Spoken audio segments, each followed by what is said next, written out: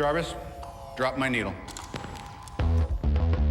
Hello, this is the hardcore legend Mick Foley, and if you are interested in listening to idiots, you came to the right place. Have a nice day. Woo! That's an attention getter. He's a very strange young man. He's an idiot. What we're dealing with here is a complete lack of respect for the law. Oh my God, he's an idiot. You know, of course, that you're out of your jurisdiction. Personally, I think you're an idiot. But that's the evidence in the car. But I was going into Toshi Station to pick up some power converters. Always like to keep my audience riveted. Greetings, ladies and gentlemen, friends and fiends, and welcome to Free Range Idiocy, the podcast about everything, but mostly just the stuff we like. After several weeks of hard-hitting topics like wrestling, movies, wrestling, music, and, what was the other one? Oh, wrestling. We're going in a slightly different direction this week. This week, it's all about the comfort stuff that we fall back on when we just want to feel those warm tinglies. And no, this is totally not an excuse for us to throw together a list episode because we both got our asses handed to us throughout this past week and we're searching for a layup. You hear me? That's not what's happening here. So sit back and relax and get cozy for this, episode 227, the comfy episode. I am your Uncle Todd, and with me, as always, the man who still has a pair of fleece-lined feety pajamas he wears from Thanksgiving to Easter. He has been my partner in Idiocy for over 2 decades, and yes, ladies, they have a flag. I give you the man, they call Tim.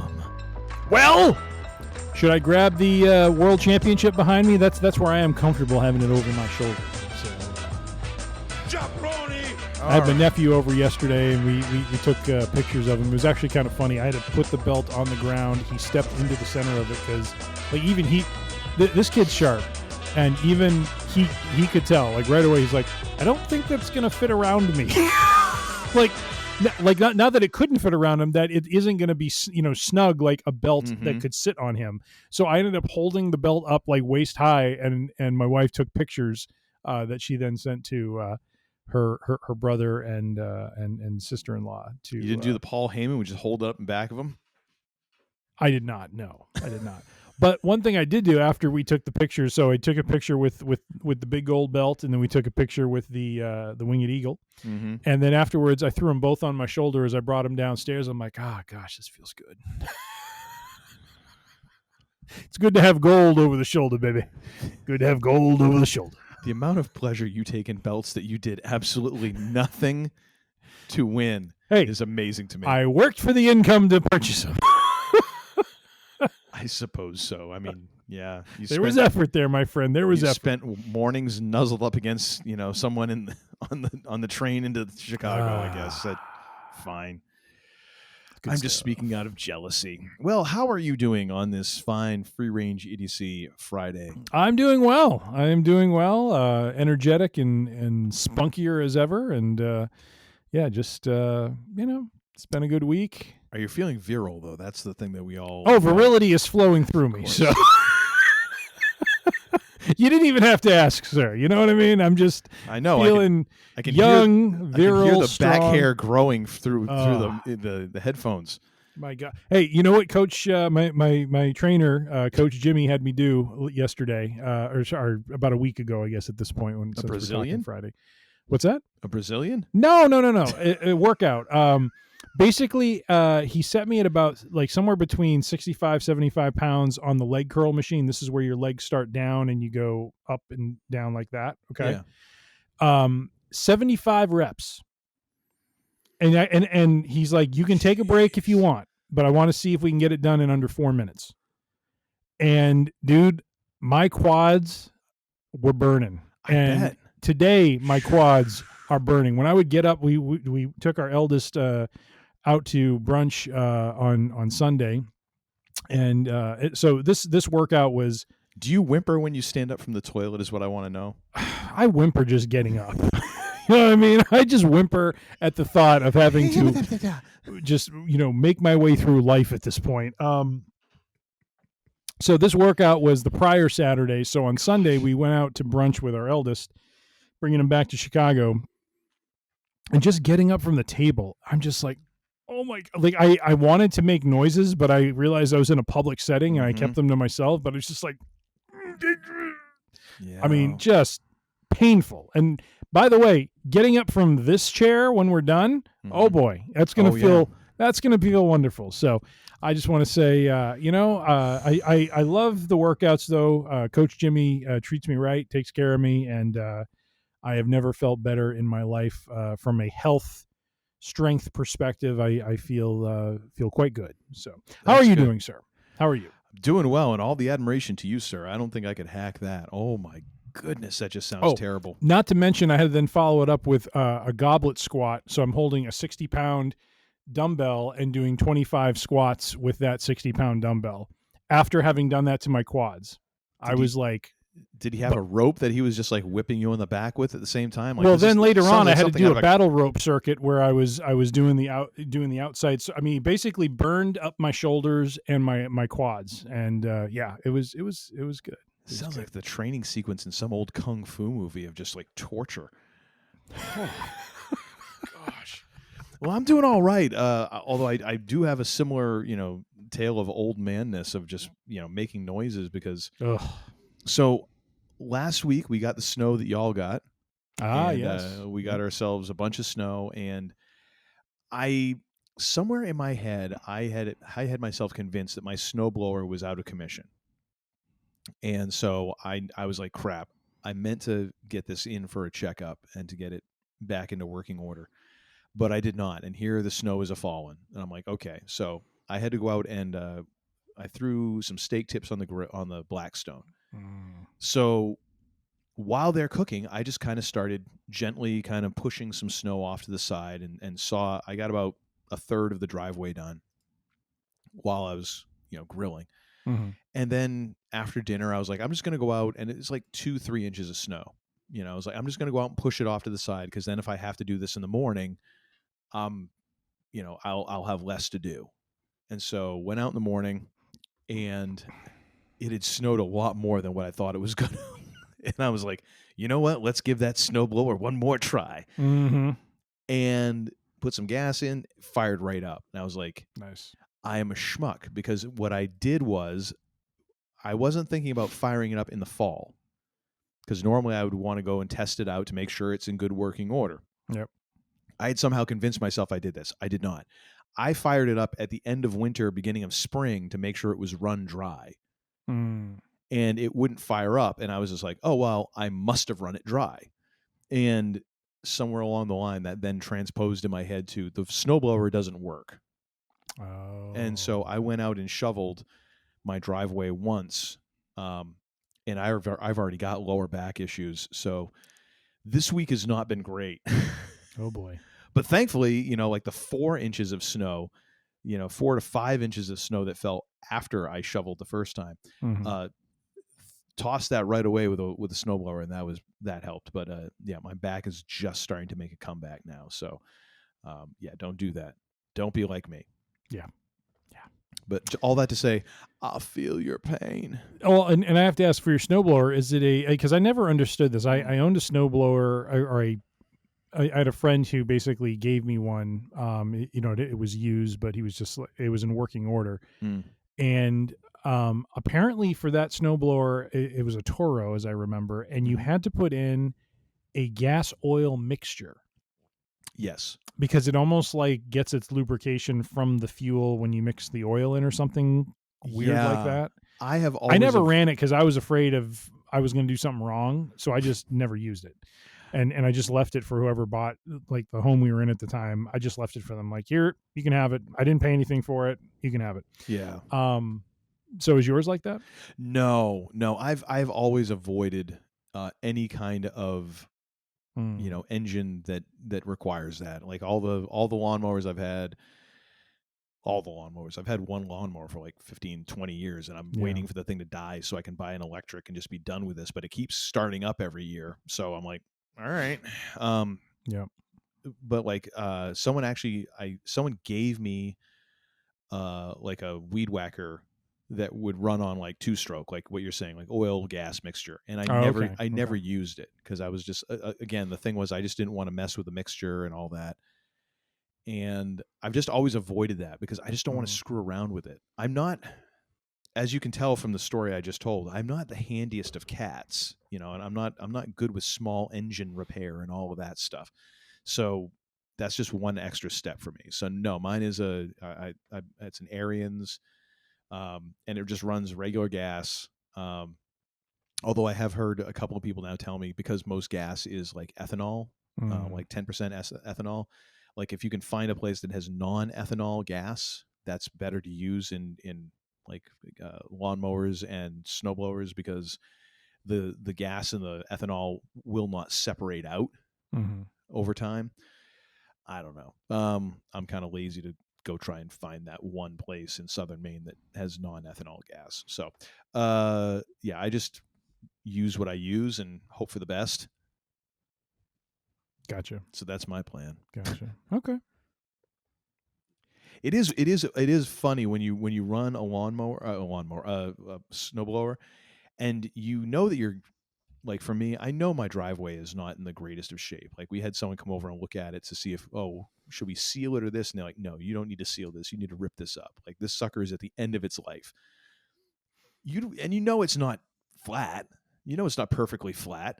You just don't have any idea how rutted and uneven it is until you run a snowblower, which is like 30 some inches of just like level steel trying to go over this jumbly, and it's like fighting you. So I come back in and I'm like drenched in sweat underneath my coat, and my wife is like, isn't it nicer that you don't have to shovel? I'm like, kinda and kinda not. Like, my upper body is still burning from trying to keep this thing in a straight line. I will say, as president of a townhome association, I am privy to such interesting observations and understandings of things, such as when we had our parking lots redone. And I was quite amazed and did not really even think about or understand how important that foundation under the asphalt really is. Like, when they tore up, especially the parking lot behind our building, when they tore up all the asphalt, they had to lay down a significant amount of gravel, because we actually had spots that had sunken in. Yeah. And literally you could see these, like, I mean, not like sinkholes like you see in the news where it's like some sinkhole goes like 200 like feet entire down. Building sucks but in, it's something where you could see, like, holy crap, like this, like, I can see where it's uneven, and I can see why if you were just to pave over it, it would just do it again, because And so anyways, it was very interesting to understand there was a little bit more to paving, like repaving something other than just breaking it up and then throwing some asphalt on the ground. Yeah. And another thing that's kind of interesting, that if I think I'm correct on this, like, asphalt is actually endlessly recyclable.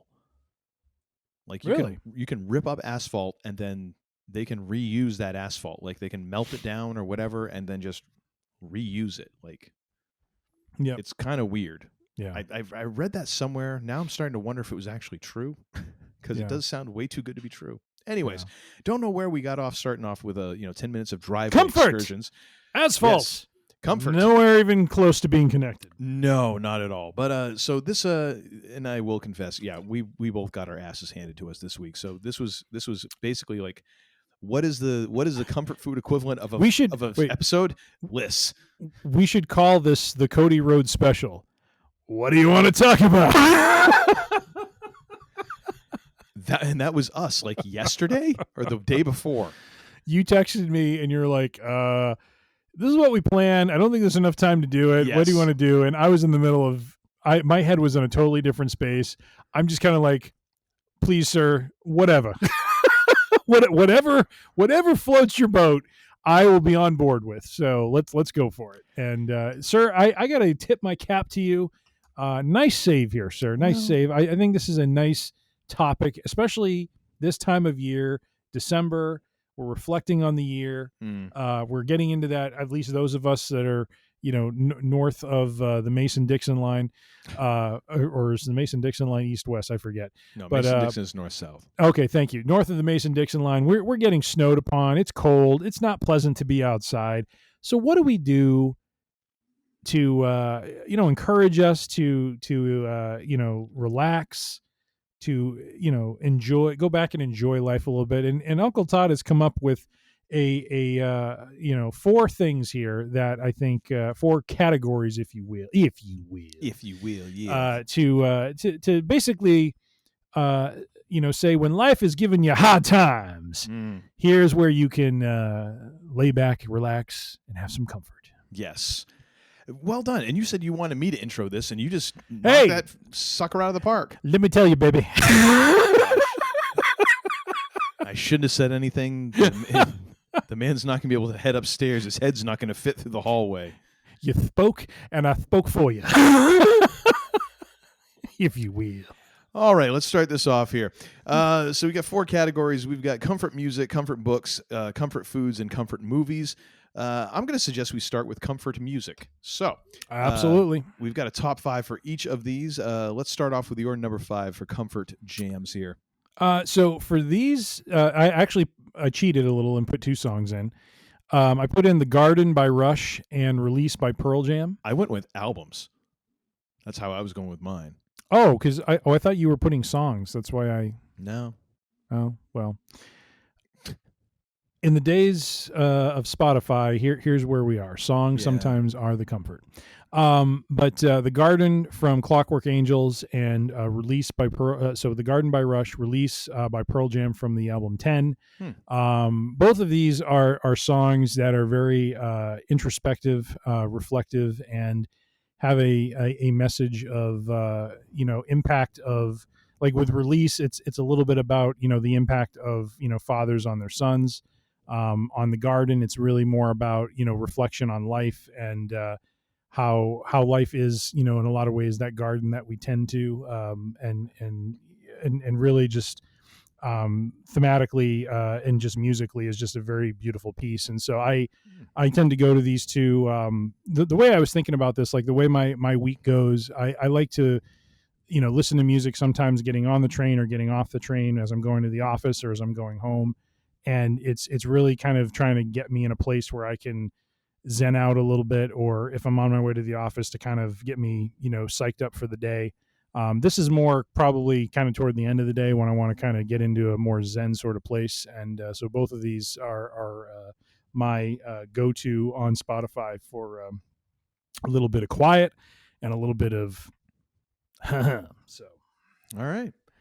Very nice. For me, number 5, this is going to be my one kind of holiday pick for the year, because this is not exclusive to just winter, especially not the holidays or winter specifically. It can be all year round, but this one is for me. This is the definition of comfort food for my ears when it comes to the holiday time. The Spirit of Christmas, Ray Charles, probably my favorite Christmas album of all time. I found this way back in the day, and was just blown away by it, because Ray Charles is one of those dudes where he could take any genre, any type of music, and make it so his own and put an interesting spin on it. There's a reason why this man was, one of his nicknames was the Genius, and it fit. Ray's a genius. Rudolph the Red-Nosed Reindeer, Santa Claus is Coming to Town, The Spirit of Christmas itself, All I Want for Christmas. Like all these songs that are on this album are just so uniquely Ray, and just have such a great vibe to them. And kind of that distinct, I'm going to say it's a little bit of a holdover from the 60s, but it is very much 70s kind of instrumentation and everything. And got a full, horn section and all that. It's just beautiful. And Ray just doing his thing. And especially, when Ray starts talking at you and during the outro of a song, which is one I love, he's talking about Santa Claus is coming to town. And he's like, you better be good. I'm talking about show enough good. And I'm just like, okay, Ray, I'm going to give it a try. Damn it. I'm going to do it for you, not for Santa. I'm doing it for you. I'm doing it for Ray Claus. Such a great holiday album, and by a further extension, like Ray Charles to me is like comfort listening all year long. Like his cover of Still Crazy After All These Years, early Ray Charles stuff, all of it is just so great. This dude was just such a treasure. even venturing into country music, which is one of his favorite genres. It's just all good, man. Like, such a talented dude. Yeah. So just Ray Charles in general, but that one specifically. Nice. What do you got for number 4, sir? Number 4, and since I apologies for not realizing you were doing albums, but I didn't specify, so that's on me. All of these, these artists that I described, just understand that these are kind of go-tos for me. So the White Stripes, I've talked a lot about Jack White. I've talked a lot about, my love of his music and especially the work he did with Meg and the White Stripes. I actually came across this a couple of weeks ago, and this is a definitely one of those, kind of psych me up kind of songs, Catch Hell Blues. Just a raw and gritty blues number that he does, and just the mix on this song. I would have loved to have heard it live. Probably need to look that up. There's got to be something out there on the interwebs about it. Just starts off with just a very slow kind of Jack, kind of riffing on the guitar in a bluesy kind of way. And then you just, what's great about the song, if you're not familiar with it, is when the drums come into play. It's not a traditional blues song. Meg comes in at different points, and when she plays, it just complements. Again, this is what made the White Stripes great. What she does complements his playing so well, and he slowly ratchets the tempo up, so that it turns into kind of a pretty hop and blues song for kind of the middle part, and then it kind of kind of softly goes into the ending. And so I really enjoyed this. I already got my Spotify Wrapped last week, and I thought this one might show up because I've been listening to it a lot. It's just a song. That's how I am. I don't listen to albums. I kind of hop around to a lot of different songs, and they just put me into kind of a mood. And this is one that this has been a go-to of mine for quite a last couple months and probably into the future, is Catch Hell Blues by the White Stripes. This is a damn fine song. I just listened to like the first minute while you were talking. Like, is that not, seriously, like that whole thing with him just doing the guitar part and then she just comes in like bum bum bum bum bum, just, oh my God, it's good. It's good. Yes. So. Yes, indeed. What is your number 4, sir? Well, number 4, it would be inappropriate for me for any number 4 of a list if there's an option for Boston, to not choose a Boston option, because number 4, Bobby Orr, was always, that was my dad's go-to comfort hockey player. So number 4 is going to go to the Mighty Mighty Bosstones for me. And this is a little bit of cheating here, because I'm not going to pick a specific song and or album. I am going to kind of go old school here and go with a mix CD that I had back when mix CDs were a thing. Frack, I'm old. But I had this particular mix CD of Mighty Mighty Bosstones stuff that I had downloaded from, I don't even know where, like different. I'm sure some of it came off of LimeWire and Kazaa at some point. Hopefully the statute of limitations is expired on this. But I kind of recreated it on Apple Music. Nice. And this used to be this. So when I lived in Virginia for a year, I had a Dodge Neon that I thought I was big pimping, because in this Dodge Neon, it had a 4-disc changer. I've never before or since heard of a 4-disc changer, but it was great because I could have some CDs that would just sort of live in the car. And this was this one, and there was a Tower Power album, Oakland Zone, that kind of lived in my car the entire time I was there. Yeah. Specifically this one, because I would play this on the way to work. I would play it afterwards. And the 2 songs that really kind of helped me get through that year, there's a song called The Punchline, which I thought was great. It's a very aggressive kind of song, and it's all about, like, we're all going to be laughed at. Sometimes you got to be the punchline. Sometimes you get to tell the joke. Like, we're both on both sides of that equation throughout our lives. And there were many times that I felt like I was the punchline as I'm, slinging fajitas and stuff at a Mexican restaurant and wondering what the hell I'm doing with my life. Then there's another song, Everybody's Better. which is kind of much more of a relaxed sort of jam that was like tongue in cheek, like everybody's better than I am. I think everybody's better than me.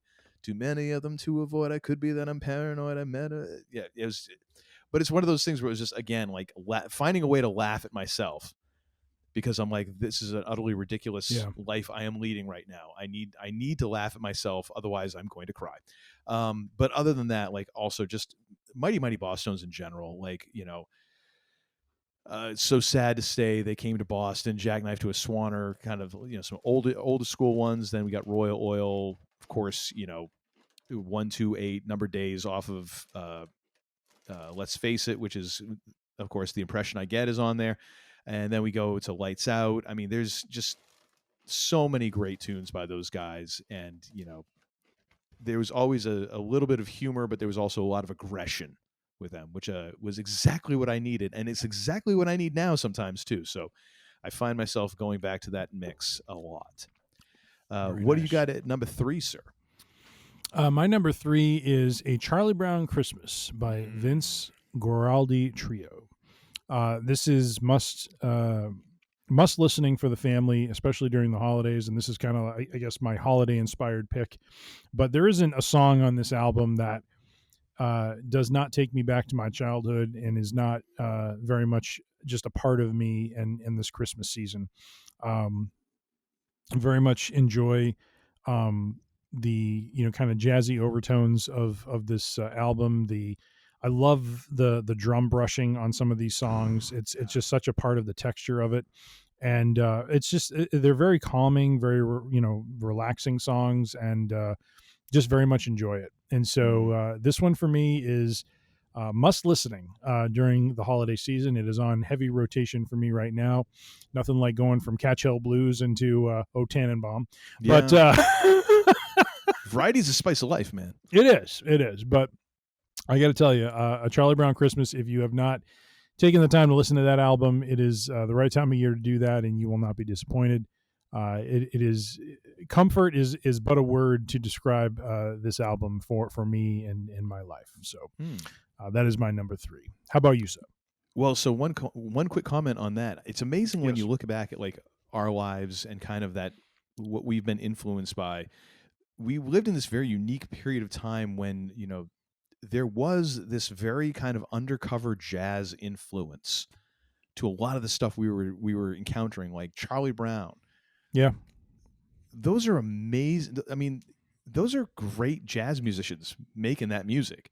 And then something I can't remember where I saw a video of this or what, but Mr. Rogers' Neighborhood, the pianist who led kind of the combo that was the house band for Mr. Rogers' Neighborhood, every single introduction, every single theme song for Mr. Rogers' Neighborhood is different. Did you know that? Did not. Some I forget how many episodes there were, hundreds of episodes, and they're all different because Fred Rogers went to this guy because I think Fred Rogers played piano himself, and he asked him to be part of the show. And this guy was in semi-retirement, but one of his things was he was a guy who he was very much an improvisational player, and even people think, oh yeah, jazz, that's the thing. No, like there are some people who would just. That is their thing. Like, oh my gosh. Anyways, there's a jazz pianist who improvised. That was his thing. Like he would just go out with no idea what he was going to play and would literally improvise an entire concert. But he had the changes in the theme, but he would improvise on it every single time. So every one is just a little bit different. And I'm like, that is remarkable, that we had some of these jazz influences in stuff that we just kind of grew up with. Yeah. And didn't really even think much about. It kind of makes me wonder, like, what are the influences? Well, I guess I can kind of see that in somewhat like in kids like my daughter's age, and I'm sure, your kid's age, who she, in a way, was influenced by stuff that I listened to, or even like Backyardigans, or some of that stuff. And you think about it, and there's definitely like a kind of an R&B, soul, funk sort of thing there, because that's kind of fun, upbeat music. And then there's I'm like, that's kind of cool, and seeing where that goes. But anyways, definitely. My number 3 is Albert King and Stevie Ray Vaughan, their In Session recording, which was a live recording that was done, I believe, a Canadian television station back in, I forget what year. It's listed as 1999 here on Apple Music, but that's not the year it was recorded, obviously, because Stevie was long gone at that point. This is a remarkable album that I keep going back to because it's amazing to me to hear Stevie Ray Vaughan playing in such a restrained manner, because you could tell he was being ultra respectful of Albert King, who was someone he had immense respect for, and was trying not to show him up. And it's very interesting to hear these two going back and forth and just making music. And in fact, if you really want to treat, go and get yourself the vinyl copy of this, where there's extra stuff included and stuff that I've never heard. And I've listened to this album over and over and over for a long ass time now, and getting the vinyl copy where there's like 4 or 5 extra songs included, I'm just like blown away by some of them.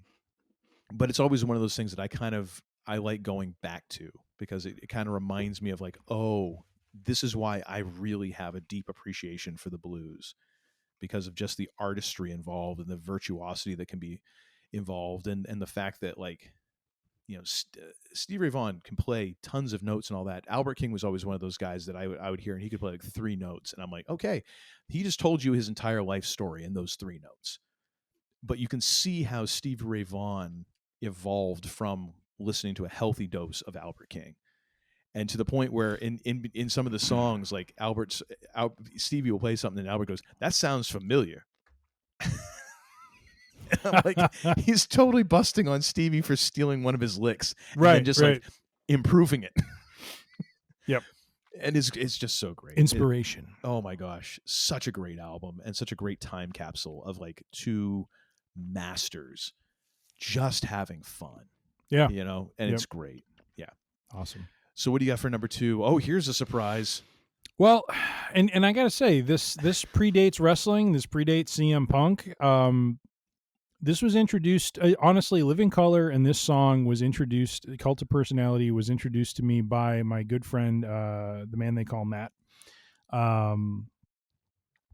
We used to do kind of like during the summer, we would kind of work out together at his house, and he just kind of threw this on, and you know, it was funny. It was one of those things, you know, I'm doing the bench press and whatnot, and I get done and I sit up and I'm like, who is that? And he was telling me about this band Living Color, and this is 1988.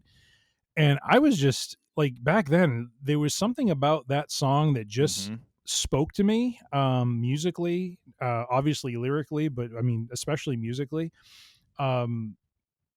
You know, there are just some songs like that. They just hit you a certain way. And, you know, for me at least, you know, I mean, the guitar lick, I mean, just the drive and the power of the song.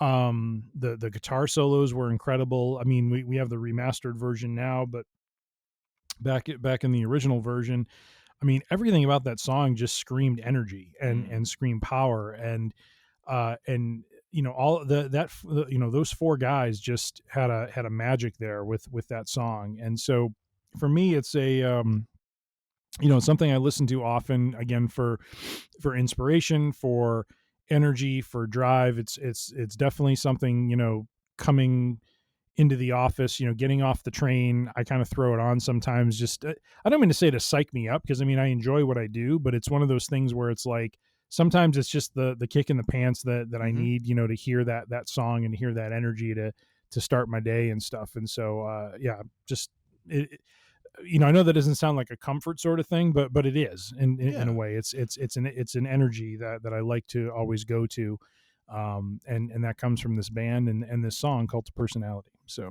well, I mean, because comfort isn't necessarily like it makes you comfortable. Comfort is like, you know what you're going to get. You know you want something, and you know that this will give it to you. Yes. Yeah. It's why, you know, chains are a thing in our world, because there's times you're just like, I just want X, and I know that if I go here, it'll be the same here as it is back home. Yep. So you do that, you know. Now that's not great all the time, but sometimes you're just like, damn it, I want to want this thing, and I know I can get it here, and Yep. nothing else is going to quite do it. Absolutely. Nothing wrong with that. What is your number 2, Sal? My number 2 is Bare Naked Ladies' first full-length album called Gordon, and this was introduced to me because back in my junior year of high school, the music department, the entire music department, if I remember correctly, went on a field trip to Canada, and we kind of like, Toronto, Montreal. I can't remember exactly where it was. It wasn't like a big city. It was kind I thought it was one of those two because I remember the band going to Canada, and I thought it was either Montreal or Toronto. If it was like a suburb of. We were not in a city. We were very much in like a suburban setting, and it was a great experience, and it was the first time I ever heard anybody mention the band Bare Naked Ladies, and I foolishly had an opportunity to go to a concert of theirs at like a hockey rink, of course, because that's like the most Canadian thing you can possibly imagine. Like a decent sized hockey rink, like amateur, semi-pro hockey team. And I didn't go, and I kick myself now because I'm sure that was a kick-ass concert. We were somewhere, and I ended up I bought 2 tapes for the ride home to listen to, and one was Bare Naked Ladies' Gordon, the other one was Aerosmith's Get a Grip album.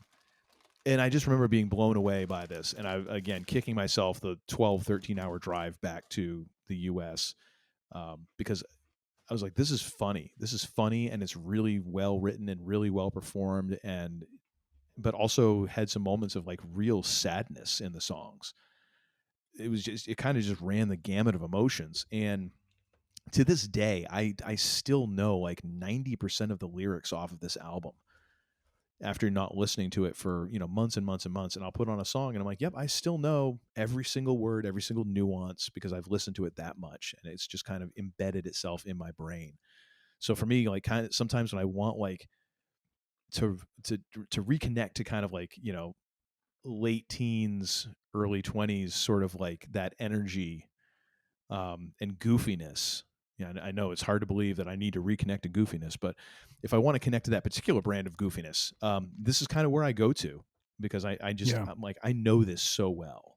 Yeah.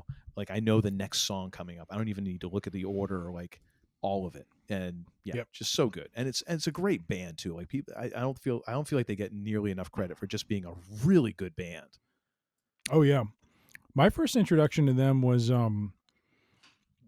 so when did they come on the scene in America? Was it early 90s? Well, it was kind of like early to mid 90s. Actually, no, it'd be like mid to late 90s, because they used to come around to Portland all the time. Okay. So it's important you say and that, they were because I guess they were on CYY quite a bit too. Yes. So that is where I first heard them, and this was in college, because I think I'm confusing it with probably some other artists. I listened to CYY a lot in high school. I had this like crappy like FM, like Walkman sort of thing, and I would listen to music while I was doing my homework. And they that station was great at breaking new artists, or at least exposing you to them. And I think it was CYY in Portland was big with Bare Naked Ladies. Or was it? I think I want to say it was CYY. Yeah. It's a Portland-based radio station. Mm-hmm. Whatever it was, in college, which would be in the mid-90s, I would listen, especially when I came back from going to school in Connecticut and started going, to UNH, I would listen again to music while I was doing my homework, and they were on constantly, and it almost seemed like they and that station were really tight, because they would come and do concerts in Portland. Yep. It seemed like they had, they just had a relationship there. And that album is, I love that album. Big fan of what are their names? Stephen Page and Ed Robertson. I mean, their ability to duet together is like that to me is like the apex of Bare Naked Ladies. Like listening to the two of them sing. Yeah. They just had such a great way of playing off each other, and you want a treat, go on YouTube and Google the bathroom, or search the bathroom sessions. Yeah. Where it would just be Ed and Steven singing in like one of their bathrooms Okay. And it is just, it's fun. It's great.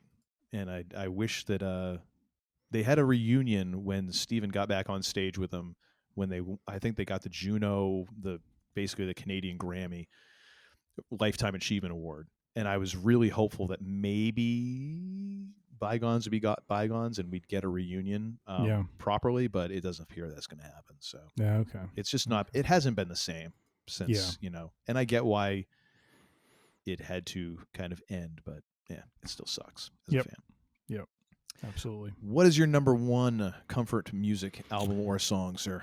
Well, my number 5 was a twofer, and my number 1 I will bookend with a twofer as well, although it's from the same artist. And unsurprisingly, it is Rush. It is 2 albums that I think are defining for them: Permanent Waves and Moving Pictures.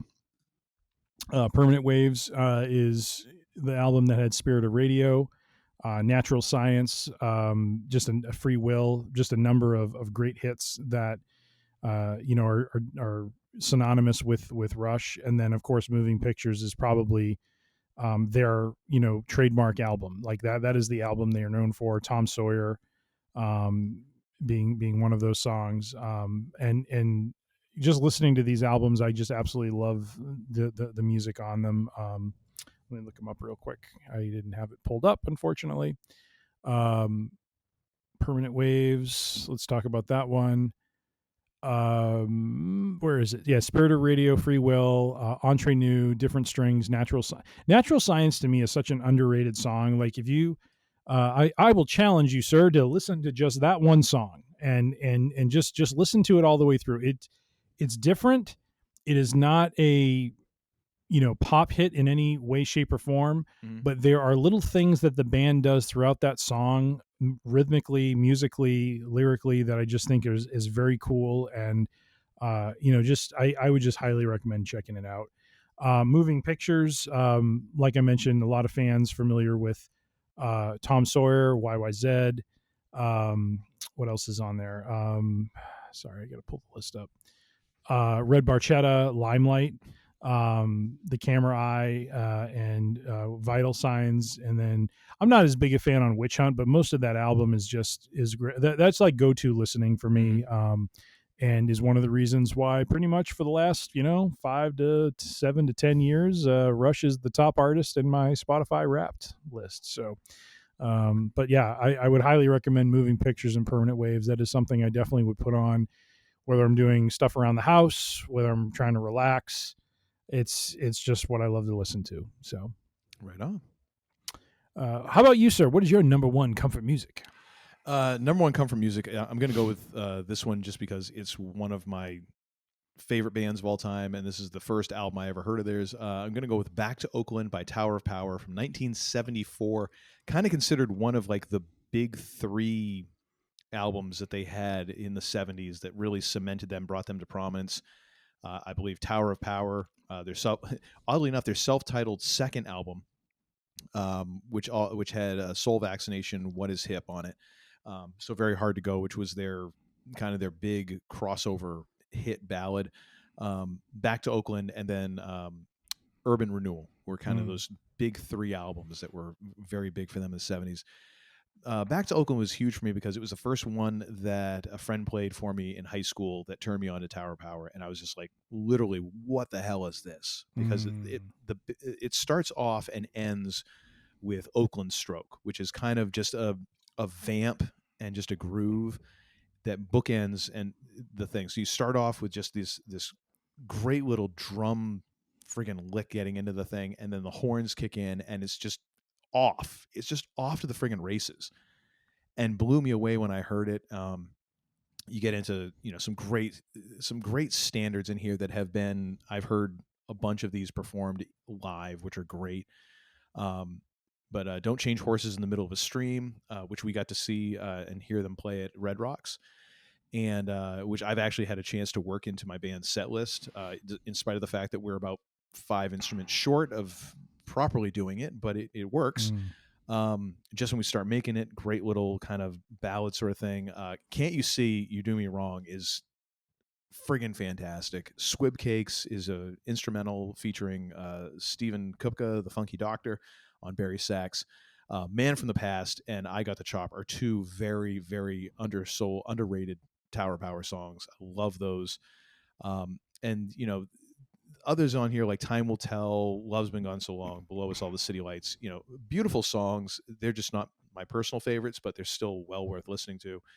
The fact that we have it shows the Oakland Bay Bridge on the album cover, and then has like a highway sign with Tower Power back to Oakland in there, which was done practically with some fancy shenanigans with perspective and stuff, making it all that much cooler. The fact that that was a thing back in the 70s because you didn't have digital manipulation of images. So, right.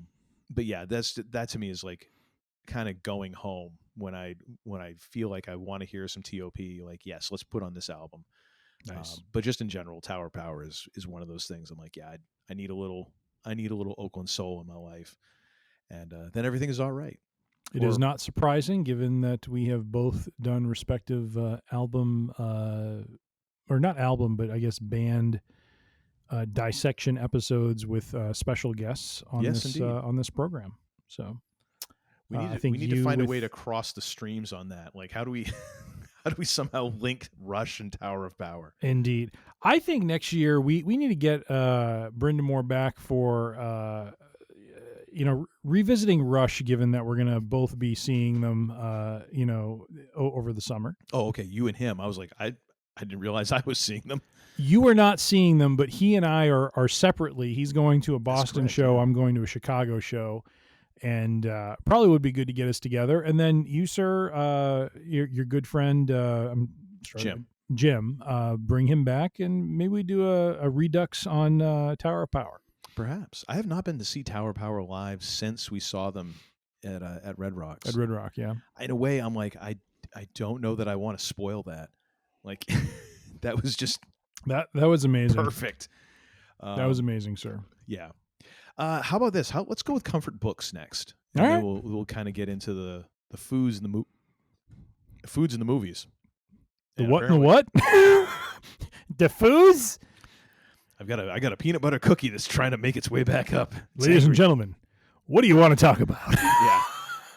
Comfort books. All right, comfort books. I'll start with this one. Number 5 for me is Don't Sleep with Your Drummer by Jen Sincero, who has since writing this gone on to a series of books and kind of like I'm not going to say motivational.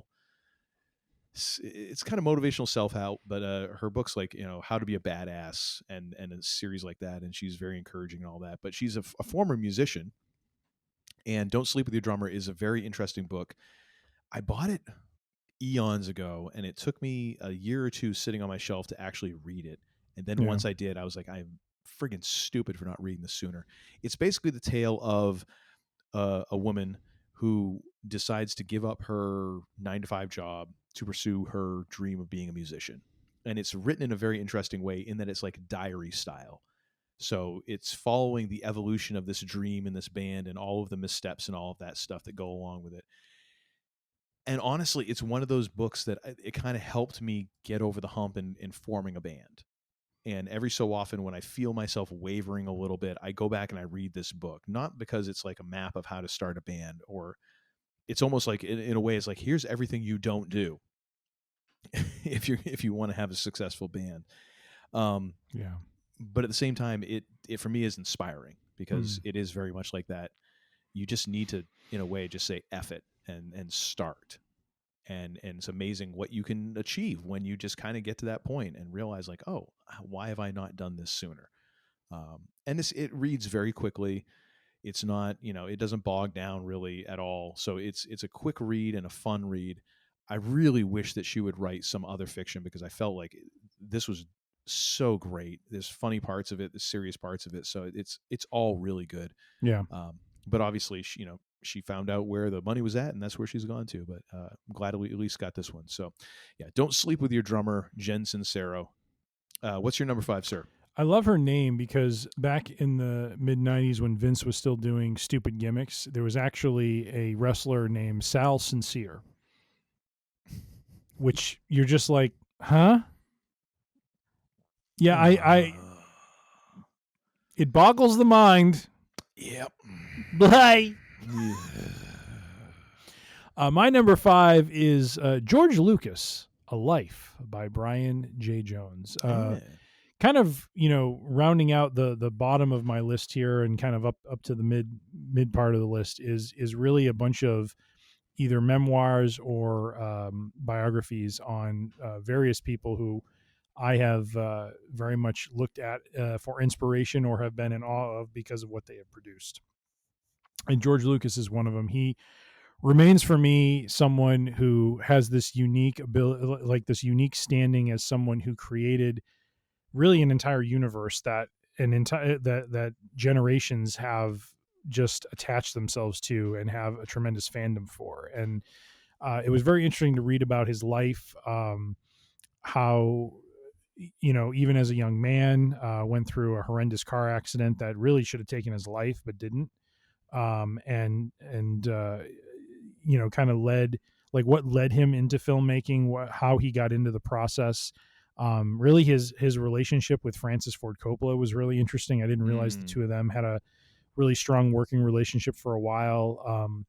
And then just, the story behind getting to the point of Star Wars and those movies and his journey there, and the way he just kind of had this almost obsessiveness with writing, kind of that hero's journey story. And so it was just a very interesting book. It's one I haven't read in a while. So, again, as a comfort book, it's something that I would like to go back to. One of those things, if I had the time, I would love to go back to it, because it's so interesting to read about someone who, it's kind of like almost like J.R.R. Tolkien as well, where, these people who just create these worlds and these universes.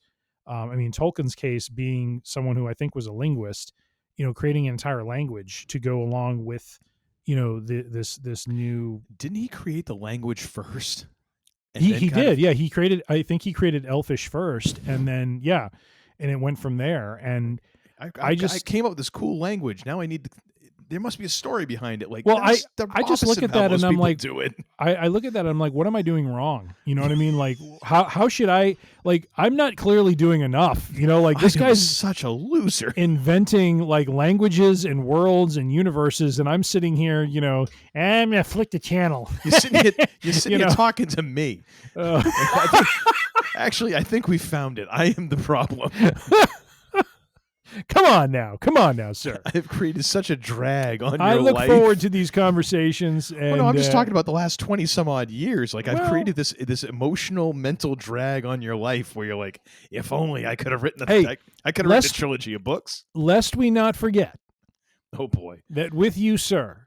Yeah. We created a backyard wrestling match on the fly. I just want to say, I couldn't have done it with anyone else but you. So. Yeah, and you still can't stand straight because you're no, sir. I am strong like bull. I am good. I do not have a bladder issue. You do. Let's move on. Let's move on. I don't have a bladder issue. I'm well hydrated. I challenge you, sir. Have kidney stones once. You will make sure that exactly. But I haven't. If you have them once, you'll make sure you're hydrated for the rest of your life. Oh my gosh. Anyways, number 4 for me. It's hard times when you have those kidney stones. It's hard times. Thank you, John. Second and 10. My number 4 is. No, it's my number 10. My number 4. I started, then you went, and then it's me. I thought you asked me for my number 4. No, I was saying my number 4. Oh, okay. Go ahead. I'm sorry. We've done these episodes before, haven't we? Go ahead, sir. I apologize. Thank you. My number 4 is You Better Be Lightning by Andrea Gibson. A phenomenal poet who is originally from Maine and who, regrettably for me and much to my shame, I did not get to go see, even though they had performed several times right down the street in Portland. And I have no excuse. I picked up this book 5, 6, no, actually it was less than that. It was like 3-4 months ago, and read it, and it's just devastating in terms of just how good it is and how emotionally raw it is. And it is one of those things I keep kind of going back to every time I read lately someone else's poetry, I just keep going back to it. I'm like, it's just not as good. That's kind of become my bar in judgment. So I'm working on a poetry book right now. I'm probably going to go back and read "You Better Be Lightning" again, and just to make sure that I didn't hallucinate how good it was. But yeah, Andrew Gibson, just well worth, if you have never heard the name, someone who needs to be checked out. Unfortunately, is no longer with us, which is all the more regrettable, and but should definitely be honored as a great poet in their time and of the past 50 years. I think really just amazing. Nice. So now, what is your number 4, sir? See can I go? See how we go back and forth? Like it's can I go and a take. Is that okay? Oh my God! Stop being a child. Just checking with you. Stop being a child. All right. My Effin' Life by Geddy Lee is my number 4. Again, a memoir by the man, the myth, the legend. Very interesting. Especially the early chapters about his family and just the journey and struggles that his mom and father both had getting to Canada, surviving the Holocaust, and really what they went through is quite horrific to read. And really just, again, not that, how do I say this? In the media, in movies, in television shows and documentaries, like it's not like it's not known how horrendous that event was. But when you read sometimes people's personal experiences and their family's experiences, it's just one of those things where you kind of put yourself in their shoes, and especially when he kind of writes about how for his mother, that, really her father just disappeared. Like they don't know what happened to him. I mean, they know he ended up dead, but they don't know. And just, the way that the Germans, the Gestapo just kind of grabbed people and did what they did. It was just, it was just amazing to read, like his mom's journey, his father's journey. I mean, his father died very young. And no doubt because probably the stress and the grief and just everything they had to go through. I have no doubt just did a number physically on the man himself. And he ends up having a heart attack in his early 40s, and dies. And a lot. And so that event, Geddy Lee was 11 years old when that happened. And then that, growing up without a father through his teen years, and just kind of, punting on school altogether and just going into music, fully committed, was just a very interesting story. And then, the band's story overall, in terms of how they, kind of built up their following organically, and we're constantly fighting the record companies and maintaining, a measure of creative control over what they did, to become one of, just the, probably one of the most highly recognized prog rock bands of all time in terms of what they could do, was just amazing. And so I would just highly recommend that. This is a comfort book for me because I am, unsurprisingly all in on Rush and just that band as a whole. And I very much admire Geddy Lee as a bass player, as a person, and was really riveted by his life story. And so I would highly recommend My Effin' Life by Geddy Lee. I've just figured out the connective tissue between Rush and Tower of Power. For a lot of people who, people might admire, either Rush or Tower of Power, or Rush and Tower of Power are some of their favorite bands. Yeah. Like there are those bands that musicians love, or in some cases might loathe, but respect but I mean, those are two bands that I could see coming up as like, these are your favorite musicians. You know what I mean? Yeah. Yep. 100%. Yeah. A lot of musicians, especially in the 80s and 90s, Kirk Hammett from Metallica, what is his name from Smashing Pumpkins? Billy Corgan. Yep. Yeah, a lot of musicians very, very big and into Rush, and honestly, Rush was the bar for a lot of them. Like they in order to convince themselves that they have attained a certain level of proficiency, they would hold themselves to the bar of playing some of their songs, which is so interesting. Like certainly you have bands that want to play Zeppelin, Beatles, that sort of stuff, but the fact that Rush kind of prided themselves, and it's very interesting because they do come up as one of the few bands, at least, and again, not that I'm not going to pretend that I'm a musical student. I have a semblance of knowledge of music and bands and that sort of thing, but they are, from my understanding, probably one of the few bands where it's recognized that the technical nature of what they do is at such a high level, that, again, that's what lends itself to the musicians trying to emulate them, because it's like, if I can play this, I know I can play anything else. But at the same time, they're very uncoverable. Like you go see any classic rock band, cover band, you're not going to hear. You might hear one Rush song if they're really good. There's not a lot of bands out there trying to cover Rush, and it's not because, oh my God, Rush isn't popular or anything. It's like, it's daunting. I mean, I play in a trio. It would seem like, oh, of course you got to play some Rush. Hell no. Like our drummer, I'm not touching that with a 10-foot pole. Our drummer could probably hack it. Yeah. Guitar player could probably hack it. As the bass player and singer, you want kiss my ass. Yeah. Not going to set me up to look like a complete idiot. No, thank you. Yep. Because I can't hit those notes and I can't play that stuff. And that's if you could clone me and turn me into two separate people who are able to focus completely on just the one job. Like, oh, all I have to do is play Geddy Lee's bass lines. That's all I have to do, or all I have to do is sing Geddy Lee's like really high notes. No, but if I got to do both of those, we're not doing any of that. I've actually, I know this is shocking, but every so often, sometimes at the end of the night, I'll have a bourbon and I'll start going. No, and I know it's. I said it was shocking. Never. And I'll start going through and trying to find new music for the band to play.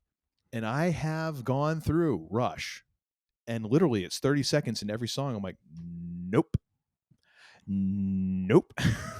Not because they're not good songs, it's because I can't do that.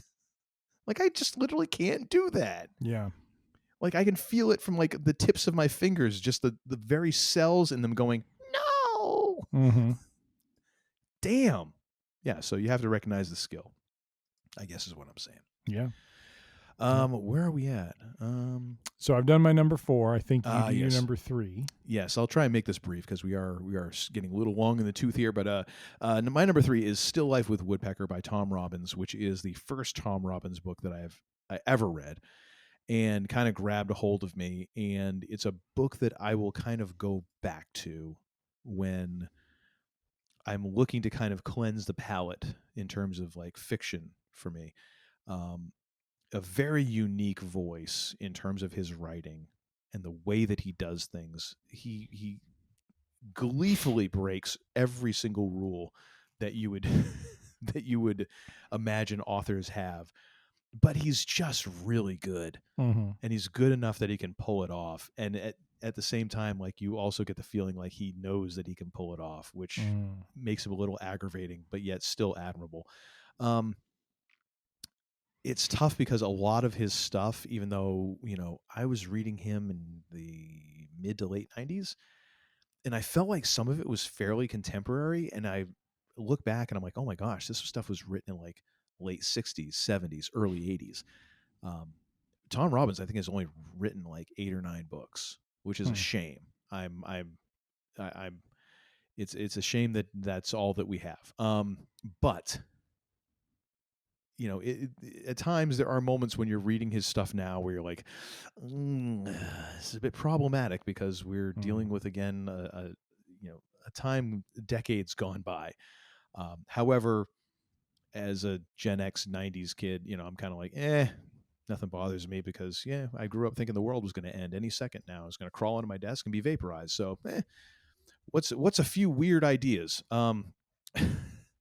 But it's interesting to crawl inside this guy's skull and read kind of what he found funny and interesting. And this book in and of itself is kind of indicative, I feel, of the way that he manages to blend like surrealness and weirdness and reality and all those things together. So it's something I always kind of go back to and enjoy reading. What do you got for your number 3, sir? My number 3 is, again, another memoir, Making It So by Patrick Stewart. Engage.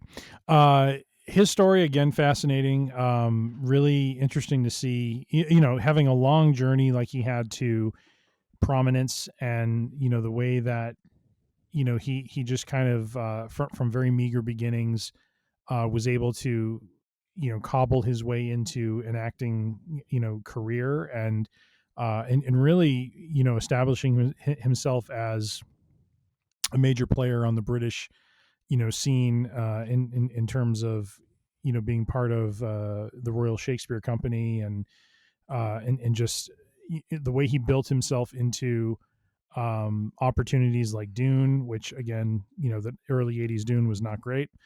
He played Believe it or not, Gurney, he was Gurney. Yeah. So you compare that to Josh Brolin, it's like, huh? But and what's even funnier is that That's a choice. The fact that he looks almost exactly the same as he does as Captain Jean-Luc Picard. That's the part that's crazy. He's one of those folks who's like a golden retriever. Like, they get to a certain point and then they just don't age forever. And then when they start to age, then it's like, okay, here we go.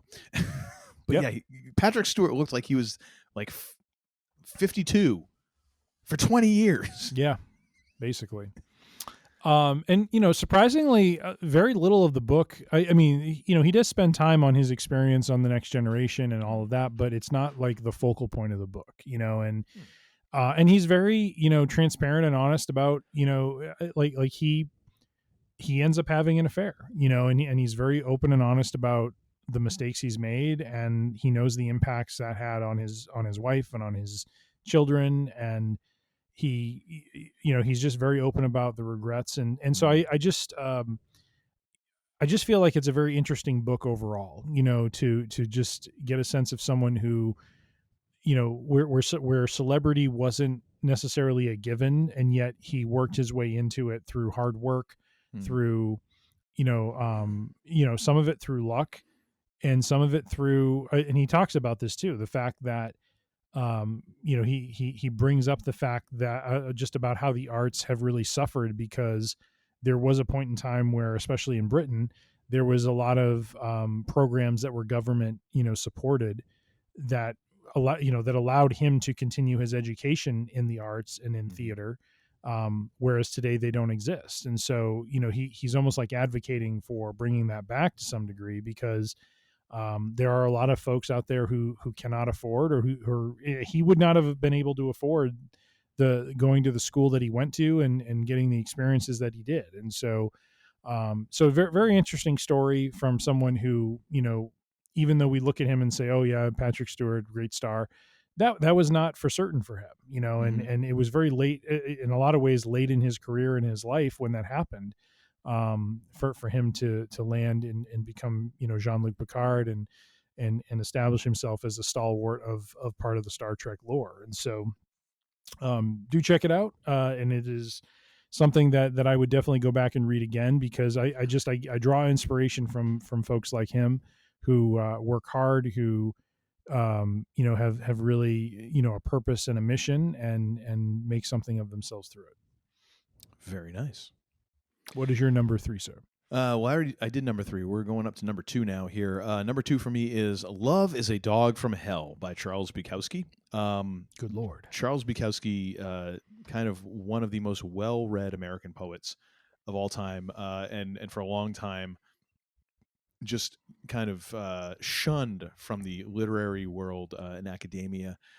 I had no idea who Charles Bukowski was, even though I've been writing poetry for a few years, and I finally got up the courage to show some of it to my cousin Anthony, who became the first drummer for my first band. But someone I always looked up to as kind of really cool. Like, he was in bands, and he just recorded albums and all this, and I was like, oh my gosh, this guy's really cool.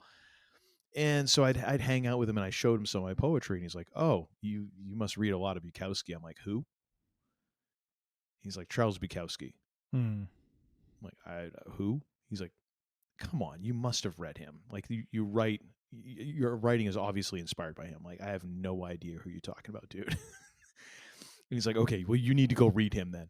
And so I went out to the bookstore and I got this book and I'm reading it. And I'm like, oh, okay, I can kind of see where that's coming from. That's weird that I just had never read a word this guy had written. And yet this is kind of, in a way, what I'm doing. Probably just not as well. Which is how most Bukowski imitators go, is they just do it like Hank did, but just not nearly as well. This was the first book, so I kind of always go back to this one as just kind of my touchstone of, in a way of getting back in touch with why I really kind of fell in love with poetry and why I did this. I've gotten to the point now where I've kind of managed to separate, Hank's life from his work, and even his work from kind of who he was, and some of the definitely more problematic parts of him, and just some of the parts where you're like, okay, this was definitely a character he was playing, either that or he's just a big whiny baby man. Okay, fine. We all have those moments, whatever. Most of ours just are not written down in books that you can go buy at Barnes and Noble. So, yeah. But this is always one that I go back to. And again, it's one of those things where one of the appeals of Bukowski's poetry is that it was very clear. He was not flowery. And so it was very easy to read. And it was very easy for people who did not think they liked poetry to start liking his poetry. And he would just talk about everyday stuff. So it kind of makes it easy to kind of plow through this book in like a couple days, afternoons or whatever, off and on. But yeah, it's one I kind of always go back to. So nice. There you go. Nice. What's your number 2, sir? My number 2 is The Martian, who, of course, I did not look up the... Andy Weir. Andy Weir. Thank you very much. I don't know why I did not look up his name. But The Martian by Andy Weir. That is, for me, and I still have Hail Mary to read, which I believe is coming out in theaters next year, I believe. Yeah, very soon. But Andy Weir, if you don't know him, I believe he was... I'm gonna get this wrong probably. He, in his work, either physicist or someone who worked in kind of astronomy, who just loved what he did and wanted to write a book about, a journey using a lot of kind of the knowledge that he has about space and space travel to ground it in a realism of sorts. And reading the book, like, he does such an amazing job. Like, that's the thing that stood out to me, was just the science behind everything that the main character is doing, when he is stuck on Mars.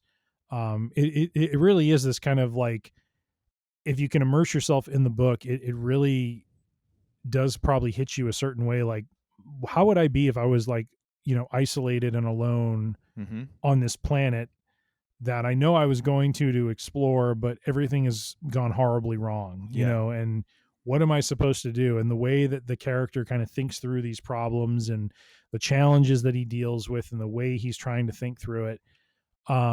Just an amazing book. It was just so fun to read. And for me is something that I would definitely read again, because it was, it's just, to see someone take something they do in reality and come up with something fictional with it that resonates. And I know, there's been a movie that's been done on it, and it did very well. And I think a lot of people enjoyed it, but, and I think it did justice to the book. I don't think it was a poor retelling of the book. I thought they did a great adaptation of it. But yeah, just overall from just a fiction, like, if you're looking for a fictional book where you get really immersed and into it, if you love sci-fi and you love, kind of space stories, this is something that I think you would be very much into. And it's something that I very much enjoy. So, The Martian is my number 2. I'll second that one. Fantastic book. It blew me away because it was just so, like the narrator became so clear. Yes. Like Mark became just this character that I was like, yes, okay, I'm locked in with this dude. That being said, I read Project Hail Mary. it's good. It's very much in the vein of The Martian, but is another one of those like, okay, smart aleck dude figures out everything. Yeah. That being said, like it's still a fun yarn. It's still a fun journey. And I'm a big. I've said it before. Sometimes it's okay to tell the same story. If the character is good and the story is good, yeah, it's okay to have just a yarn. You're like, oh well, that's just okay, fine, but still, just enjoy it. Like we are creatures who have evolved to the point where we enjoy story, and it's okay because there's only so many stories. They're all variations. Just enjoy it. Indeed. But yeah, such a great book. What's your number one? And speaking of interesting characters, I'm going to go with The Complete Hitchhiker's Guide to the Galaxy by Douglas Adams. This is the totality of the Hitchhiker's trilogy, which is 5 books. Go figure that one out. Only Douglas Adams has the answer for that one, and Douglas Adams is dead. So you're not getting an answer on that one. I remember reading the original. Can I say one thing? Yes, please. Because we did, I believe, an episode on Hitchhiker's Guide to the Galaxy. Mm-hmm. Douglas Adams, yeah, bat spit insane. Oh, yes. Like, and I say that because, and tell me if you would share in this, or maybe you have a different take on this, but one of the biggest challenges I had reading that book was because a lot of times what I try to do is visualize what I'm reading. And when I'm reading like, a Star Wars book, or if I'm reading like something like The Martian, I can visualize. I had a really hard time visualizing stuff with this book. The stuff was so far out there. Yeah. Well, I'm like trying to figure out what the hell is he talking about? Yeah. What is this ship like? What is the person seeing as they're going through? Like I'm having this is what's racking my brain as I'm trying to read it. Because so anyway, it's so unlike anything else, and it's partly because. But that's the brilliance of it too. Yes, and he took delight in that. Yes, and it's why I think it was. I forget who the dude was in the Lord of the Rings. He was the guy who he played Count Dooku. Can't remember. Anyways, if you want to look that up, go ahead. But if not, it's fine. But he's like the one person who had known Tolkien, and he famously read like the Lord of the Rings trilogy every year. The Hitchhiker's Guide to the Galaxy is kind of my thing there. Like I will usually go back and reread those books once a year, and I've got it all in the collected volume, so I can just tear through it. And every single time I'm like, I cannot believe I read this when I was in like elementary to junior high school. Like, who let me do that? It's just insane and so out there, and so gloriously uninhibited about contradicting itself. That's what I love. It is like the British comedic sensibility on steroids. It's fan-friggin-tastic. Yep. So definitely check that out. What is your number one, sir? Here, I see that you have as well as I cheated a little bit by including multiple books. So go right ahead with this one. It's probably no surprise. The original Thrawn trilogy by Timothy Zahn. Heir to the Empire, baby. Heir to the Empire, Dark Forces Rising, and The Last Command. Yeah. Those 3 books are go-to for me from even though fictional and very sci-fi, of course, steeped in the Star Wars universe. I have vivid memories on a car ride down to Florida with my family. This was like our last family trip, really. It was our last family vacation as the 5 of us before we went our separate ways. And I just remember reading these books on the way down, on the way back, and just being riveted by Grand Admiral Thrawn in a way that I hadn't been since Darth Vader. And not that they are in any way, shape, or form the same kind of character or villain, very different, if anything, but loved the way Zahn wrote these books and the fact that Thrawn was always seemingly 5 steps ahead of the heroes, very intelligent, which we've talked about in the past. Like that, it's funny that the most compelling thing about him is the fact that he's the only intelligent Imperial officer, it seems. Well, no, he's the only competent. Competent. Thank you. Like that's how low the bar is. Yeah. Yep. But very much, it just really, inspired me in a way of just imagination and of where the like what Star Wars could be, because Star Wars always was that original trilogy with Luke, Han, and Leia and what they accomplished, and it was so interesting to see someone take it and go in a very different direction with it, and do it with those same heroes. This is all after Return of the Jedi. It is all, what does the New Republic look like? What does life look like after the Empire falls? And Zahn did an amazing job with it.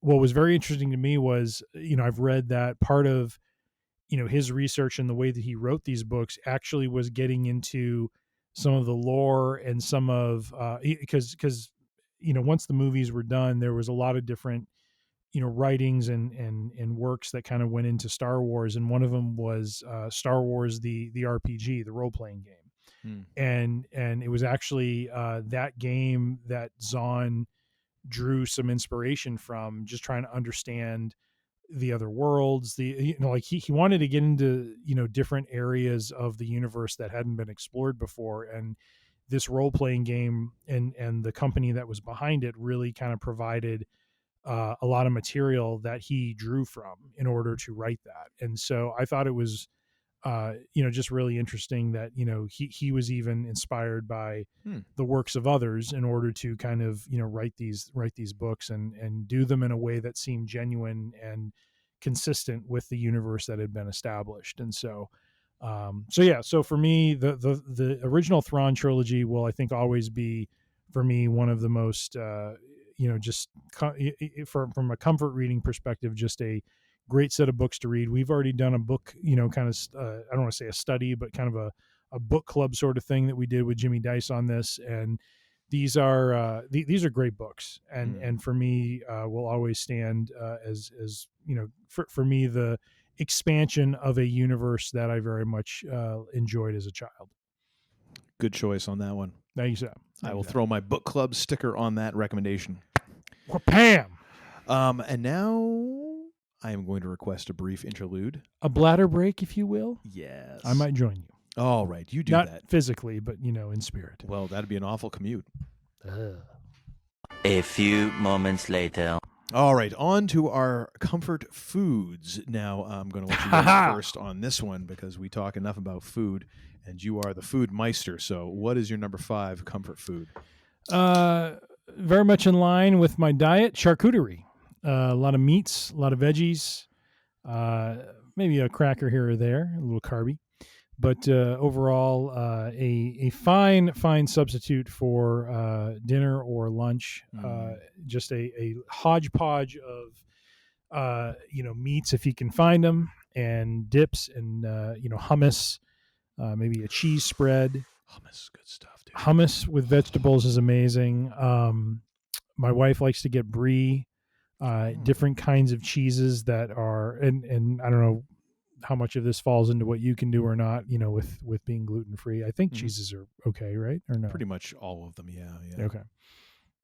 But the thing for me that is the absolute apex of comfort for me is a wedge of brie on a cracker with, I didn't know what, like, there isn't a specific brand that we get, but my wife picks up this jelly that has a little bit of spiciness to it. Yeah, it's hot pepper jelly. Hot pepper jelly, and you put it on the brie. Yeah. That is like heaven for me. Well, out here, in our home where we don't have the means that you do, we don't do the brie, we just do cream cheese. Oh, come on now. That's what we can afford. We're not up in the mucky muck president of the HOA tax bracket that you're in. Oh, good Lord Almighty. Will you stop? Will you stop? Please. No, I won't. Season 8 coming soon. I own one home. How many do you? 0, actually. We're still paying on all of them. We don't own shit. Oh my God! We just owe a lot more than you do. I was not expecting this. I was not expecting this to be a whip it out and compare contest. But okay, go ahead. Man, It's charcuterie we're talking about, for crying out loud. So the thing is with the charcuterie, one problem I have with the meats that are normally associated, or maybe it's just the folks who it's usually pepperoni, salami, a lot of like the drier sort of. Yeah. I don't love all of those. Okay. Because it feels to me like as soon as they warm up, they start drying out and they get crusty and all that. I'm like, eh. Like it's just, I just don't dig on that. I dig on the crackers and cheese aspect of it. The thing is, like, I also know that I don't have the most discerning palate when it comes to cheeses. Like I remember I worked at a travel company and they made a big deal. They had like a little cheese and wine hour or something. And I'm like, I don't know shit about cheese. I don't know shit about wine. This is going to be great. Like, yeah, that'll get you drunk. I don't like the fancy cheeses. I'm a cheddar dude. And I realize that probably makes me like such a heathen in terms of like all the wonderful, you should like the stinky cheese. I don't like the stinky cheeses. I like a good aged cheddar. I like a good Gouda. I Brie is not stinky, by the way. I know, but the texture of it is, I don't know. Maybe I need to I love the crust on it. On either side, like the hardened, kind of part of it. Like I actually think that's a endearing quality of it. Maybe I'll have to give it a try again. It's been a while, but I mean, and the smoothness of the cheese too. It's not like it has this sort of melty texture, but it's not melting. Okay, it's very soft, very very smooth, and I love kind of the hardened. I mean, crust is not the right way to put it. There's like the shell around it. And I enjoy that. So, I will second the charcuterie. Although the funny part is, my wife loves a charcuterie. Like she loves nothing more. We have 4 charcuterie boards on display in our kitchen. That's more than I have. I know. So I'm supposed to be Mr. Highfalutin over here, but whatever. Well, okay, you are, but I mean, you cheap out on that and you go for the championship belts. Well, but we also have this like it functions as an island, but it's like a butcher block kind of counter type table, and what she likes to do is clear that off and use that as like a gigantic 3x2 charcuterie board for like parties and stuff. And she gets so mad because I screw with her because that's just what I do with everybody. I'm just like, oh, you're gonna do one of your meat and cheese platters? She's like, it's not that, it's a charcuterie platter. And I'm like, I looked up what charcuterie translates to, and it's basically meat and cheese platter. It's like, I'm like, oh, you're gonna have one of your deli platters? It's not a deli platter. Oh, it's good. It keeps the plaque flowing, It does. It does. So yeah, I will second you on your number 5. Thank you very much. What is your number 5, sir? My number 5 is chili. Oh, and this is mostly because this is one of the first things that I started. I'm not a great cook. My wife is actually a much better cook than I am because cooking, I feel when you get to beyond like just very basics, it becomes improvisational, and I'm not great at improvising on a recipe. It's not my forte. I'm a way better baker than my wife is because my wife does not follow directions for squat. She sees a recipe and she's like, well, why do I have to do that? I'm like, it's flour. Like you need it. That's why. She, on the other hand, can look in our refrigerator and go, okay, this and this and this, and she puts it together, and I'm like, this is friggin' delicious. How'd you do this? Like, we had nothing in the fridge, and yet here it is. Chili was one of the first things that I kind of started to play around when I was learning to cook, and I understood that learning to cook on some basic level for me, I understood the actual learning of how to cook was important, even though I was like in my 20s, and it was the first thing I started to experiment with, and I would recommend it to people because it is one of those things where it's kind of tough to screw it up. Like you can, it's still going to be fairly chili-like unless you've really taken a wrong turn. But it is endlessly, modifiable. Like you can do different things with it. You can experiment with it, and you can still kind of wind up with basically chili, but it can have a twist. And so I've loved chili because it enables me to every time try different things and try a different way of doing it. Ooh, let me do this. Let me do that. And even now, like, we went over to some friends this past week and had chili, and I was like, oh my gosh, how'd you do this? And like, oh, I did this and this. I'm like, okay, all right, I'm going to take a couple of those ideas. I'm going to mesh it with what I already do, see what I come up with here. It's one of those things that I can continue to experiment with. And I just enjoy that, especially this time of year, because, you know, chili in the summer, it's not great. It's good. Chili this time of year, like, is great because it fills you up and it also warms you up, you know, especially depending on how much spice you like to put in it.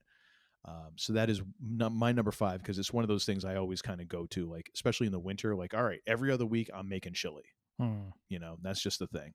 So that'll be my number 5. Oh my gosh, this number 4, I should have seen this one. I'm surprised this one isn't higher, honestly, because I remember this from our days living together. Only because due to, you know, kind of what I should be eating, I don't actually partake in either of them these days. But in the long distant past, I found a concoction that was the definition of comfort food. And it was Cheez-Its and eggnog. Basically forms cement in your intestines. Cement in your intestines and cement in your arteries. Either way. You need like a gallon of prune juice just to try and Drano this out of your system. I mean, there's not a lot to say about it other than just that concoction, for me at least, of the cheese salty cracker with the viscous eggnog was very delightful and very much semi-viscous. Let's be honest. Okay, eggnog is it is the most delicious thing that you'll ever drink that has the same consistency as snot. basically. So yeah, I would highly recommend it. If you never tried Cheez-Its and eggnog, it is something of an experience, and it was something that I very much find a comfort food. Very nice. What's your number 4? My number 4, grilled cheese and homemade tomato soup. I've always loved grilled cheese and tomato soup. You know, back in the day when my parents would make it, my dad especially. My dad was king of grilled cheese, and I realize now that it's because it was drowned in butter, absolutely just sopping with it. And then of course the tomato soup was, you know, Campbell's out of a can, like that's the way you did it. Now because I'm gluten free and also trying to eat stuff that's less, you know, been made in a factory 5 years ago, you know, I've actually started making my own tomato soup and tried to make some more stuff from scratch again, because I'm on this process of, like, you know, you like Robert Rodriguez said once, you know, like you got to eat your whole life. You might as well eat well. I'm trying to find ways to make stuff that way it's not like, it's probably still as bad for me, but at least it doesn't have like 10 extra ingredients in it. So yeah, at least I'm winning on one front as I'm slowly killing myself. But I love the process of making the tomato soup and then also the grilled cheese itself, because there is a subtle balance to making an excellent grilled cheese. And of course, when you're working with gluten-free bread like I am, it's always a compromise because it's just not as good there. But man, I will tell you, like, from my experience, don't get fancy with the cheese. American cheese. You want American cheese. You don't want something fancy. You want a cheese with a nice melt to it. And, you know, if you really want to get fancy, there are organic American cheeses or cheese foods or whatever, because it's technically not really even cheese. But whatever, like, and then one slice. Do not go double slice. Okay. You do not need it. And then just lightly buttering, not drowning in butter. And then the key is also in the crisp, how you do that. Like cast iron or a Blackstone or a flat top of some kind, a griddle, that's the way to go. A aluminum or steel frying pan is not going to get the same results. Okay. I'm convinced. You need a flat surface. You need a good something that isn't going to like instantly stick to it. So those are my hints there. And then the tomato soup is one of those things where actually after you realize how easy it is to make tomato soup yourself, and it's almost like spaghetti sauce. Like after I figured out, oh my gosh, making marinara is not that hard. I can do this myself, so I don't have to buy it out of a jar, and it's actually better. It's life changing. So yeah, give that a shot. But oh my gosh, grilled cheese and homemade tomato soup, especially if it's raining or if it's really cold or snowing, ain't nothing better. Takes me right back. What is? Oh gosh, here's another one that's not a surprise. My number 3, deviled eggs. And I'll agree with this. I love me some deviled eggs. Protein, and and fat, cholesterol. Yeah, but when you're on my diet, it doesn't matter. So now, what is your favorite deviled egg? Because I will say this for deviled eggs. Deviled eggs kind of came up, and then they kind of got a little too bougie. Like there's stuff that they're doing with deviled eggs now where I'm like, why are you screwing with this thing? Like, why are you messing with it to that degree? What is your favorite deviled egg? Varieties. The one I have landed on is my favorite. I've even had one that has, believe it or not, fish in it, salmon. Oh, heresy. Yeah. No. My favorite is a BLT. A BLT deviled egg, which is a piece of bacon, piece of lettuce, little thing of tomato sitting on top, and it is chef's kiss, phenomenal. A lot of deviled eggs deal with you know like how you take the yolk and flavor that, but the ones I've had mostly at our local haunt, Adele's, is I would say the BLT. I remember, I think I was there, and they had the deviled egg flight. It was like 3 or 4 I think you're right. different ones. Yeah, yeah. And I was impressed. I think the BLT was on there, which I was like, oh, this is all right. I wouldn't want to eat a whole bunch of those. They've done a Bloody Mary one before, which was really good. Okay. Not a fan of Bloody Marys. That's the thing. I'm not a fan of BLTs either. So that's the other part that kind of. My favorite deviled egg is actually the way my wife makes them, which was was total game changer for me. So she does, you get the yolks, you do the mayo, brown mustard, and relish. Ooh. So then you get a little bit of, every so often you get a little bite and you get a little crunch of sweetness in there. Oh, so good. So good. And then, of course, you got to have the paprika on there. I don't even know if paprika does anything, but it's like, it makes you feel better that it's on there. It's like, oh, yeah. And deviled eggs are that weird thing, man, where it's like, if you ask somebody like, hey, you want to eat 6 hard-boiled eggs? Hell no. Yeah. Well, what if I cut them in half and then I whip them with some mayo? All right, fine. Like all of a sudden I'm chain eating these, and I'm like, if you just offer these to me like unadorned and unfixed like this, my answer is no. Yeah. Present them to me on a plate like this, and I'm like, I will eat all of these. Get away. You will draw back a bloody stump if you reach in for my deviled eggs. It's bad. Yep. It's bad. I chain eat them. And I'm guessing that you do too, because you have that look about you. Oh yeah. Like if you go to a party, like you have to actually like physically move away from the deviled eggs, because otherwise you will camp out there for the entire. Will. Oh yeah. I will. Yeah. It's a good thing at Adele's they only give us 4, 2 for my wife, 2 for me. Otherwise, I'd be all over them. So. The thing is, after the bourbon starts flowing, you start playing that sumbitch like it's blackjack. Like, hit me. Yeah. Hit me again. That's where I downshift into the pork belly tacos. So. That's a downshift. Oh yeah, yeah. Oh, it's so good. Pork belly tacos, amazing. Fish tacos, also amazing. All right. Oh God, I'm getting hungry. What's your number 3? This is a bad idea at 11:16 on a Sunday. My number 3 is something that, number one, smash burger has become kind of a thing that is a huge deal in culinary circles, and especially with the proliferation of Blackstone grills. This is like all the rage. However, it is great. It is like a wonderful thing. My favorite version of this is actually something that is at a joint here in Southern Maine, Scarborough, Maine, Dunstan Tap and Table, and they call it the Bacon Mac Burger.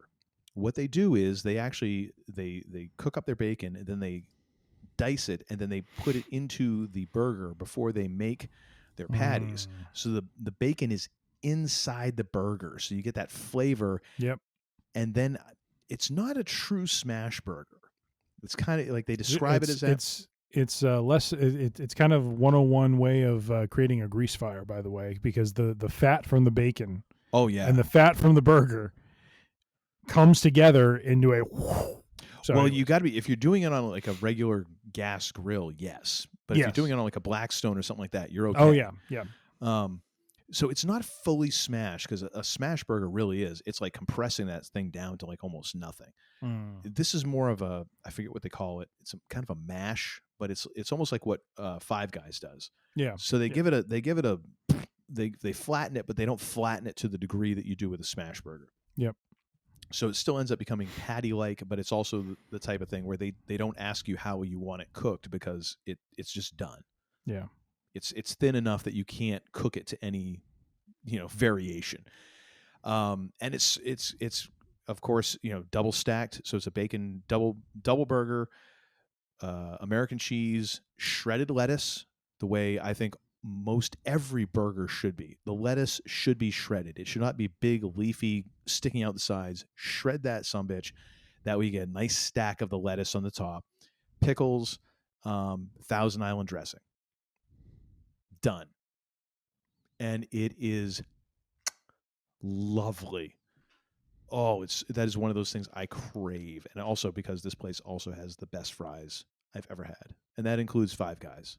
And I was very high on their fries. These are better. But yeah, that bacon mac smash burger. Oh, so good. Mm-hmm. Dreaming of it right now. All right, let's move on. What's your number 2 before I start? I'm actually drooling right now like a Saint Bernard. Banana bread. That is probably one of the best comfort foods of all time. Take some ripened bananas, throw it into some batter, and cook it up. And my God, banana bread is probably one of the greatest creations of all mankind. Especially when it's warm, you slather some butter on that. Oh yeah.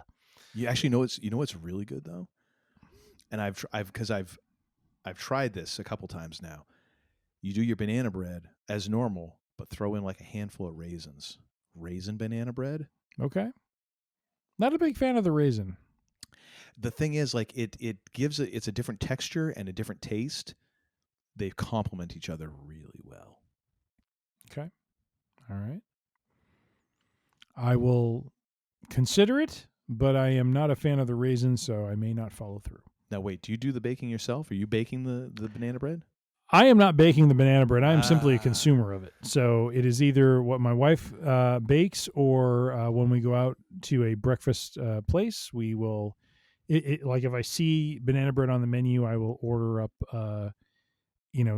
Typically it's kind of like a side, so I get it and then split it with the family. So now, do you prefer? Because I've seen some people do like throw in some walnuts with their banana bread as well. Are you a fan of that, or are you just like no walnuts? Nope. Yeah, me too. I just want the banana bread. One restaurant we go to provides this this maple butter, which when you put it on the banana bread, it's like. Wasn't that the place you took me to? No, it's not that place. Okay. It's like sugar on sugar. It is. Yeah. It is. I tried a little bit of it on banana bread, and I'm like, why'd you have to take something that was wonderful and destroy it? You know what I mean? It was just, it was awful because it just was so much. It's a hat and a half. Too rich. So that is my number 2 comfort food is banana bread. What is your number 2, Seb? I'm going to go with the enchiladas mexicanas. Very nice. This is specific to a Mexican place that's just down the street from us, El Rodeo. And this is my go-to order. And I crave this. And the other night, we had the misfortune of a misorder. So something that I was ordering gluten-free actually ended up not being gluten-free. We did not realize this till we got home.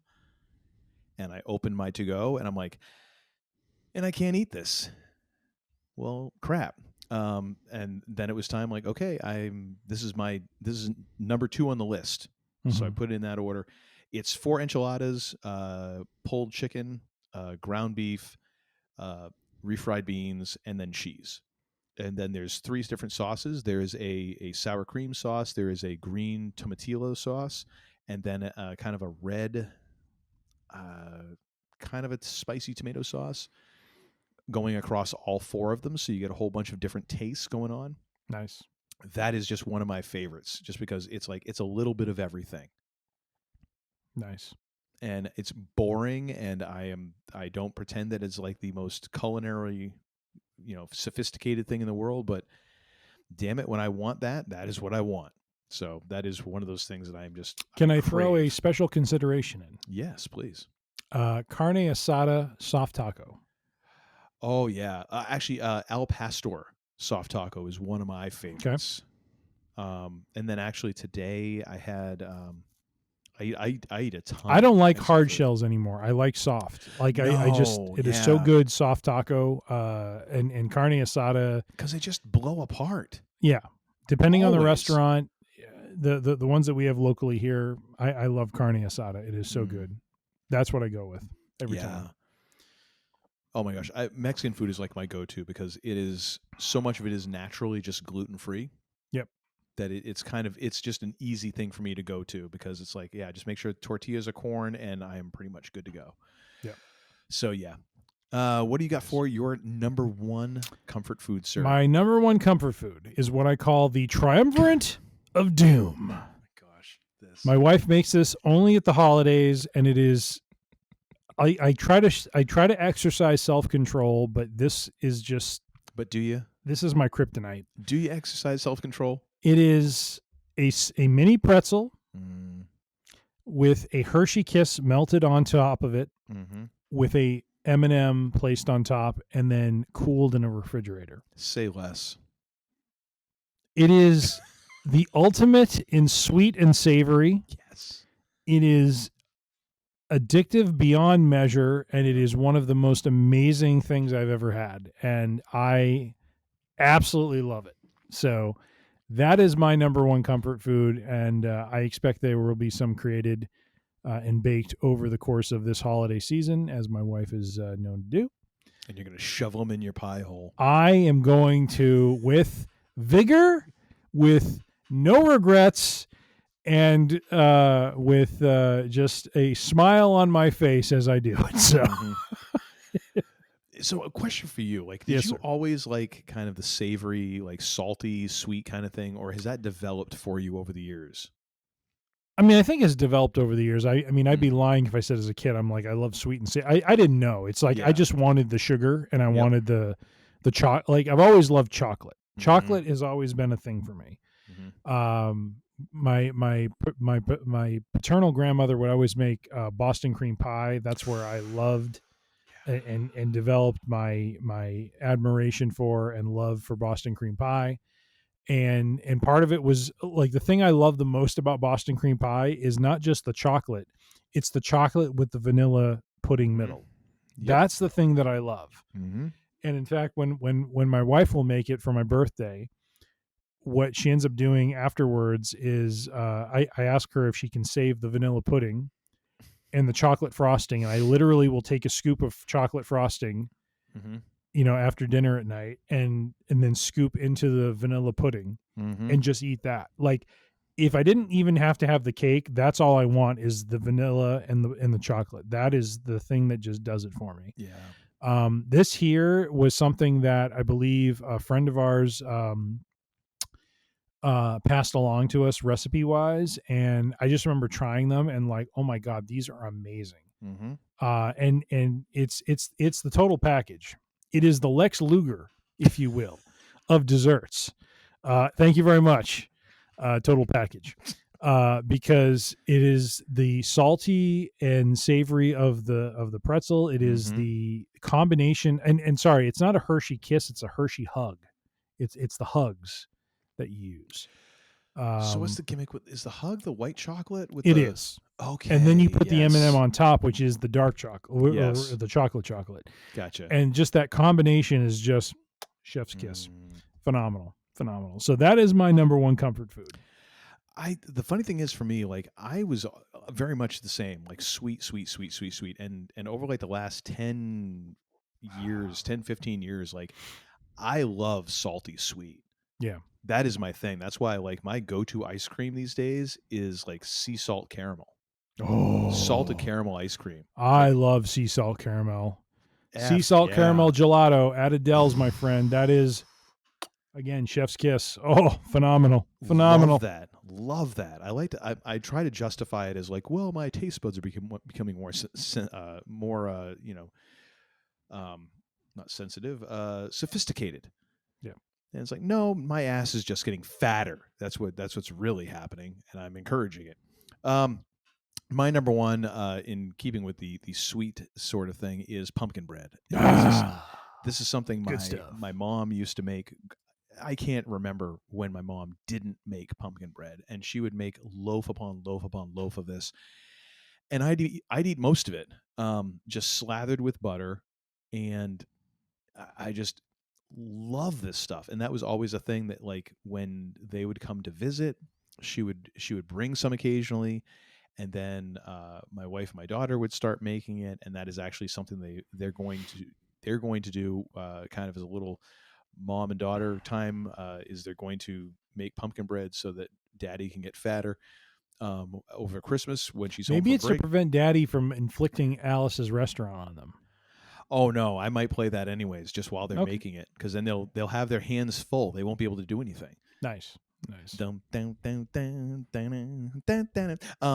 no, I love pumpkin bread so much. Like banana bread, love banana bread, but pumpkin bread is like home base for me. Oh my gosh, excellent. so good. All right, so there we go. We've got comfort food, we got comfort music, we have comfort books. The only thing that's left now is comfort movies.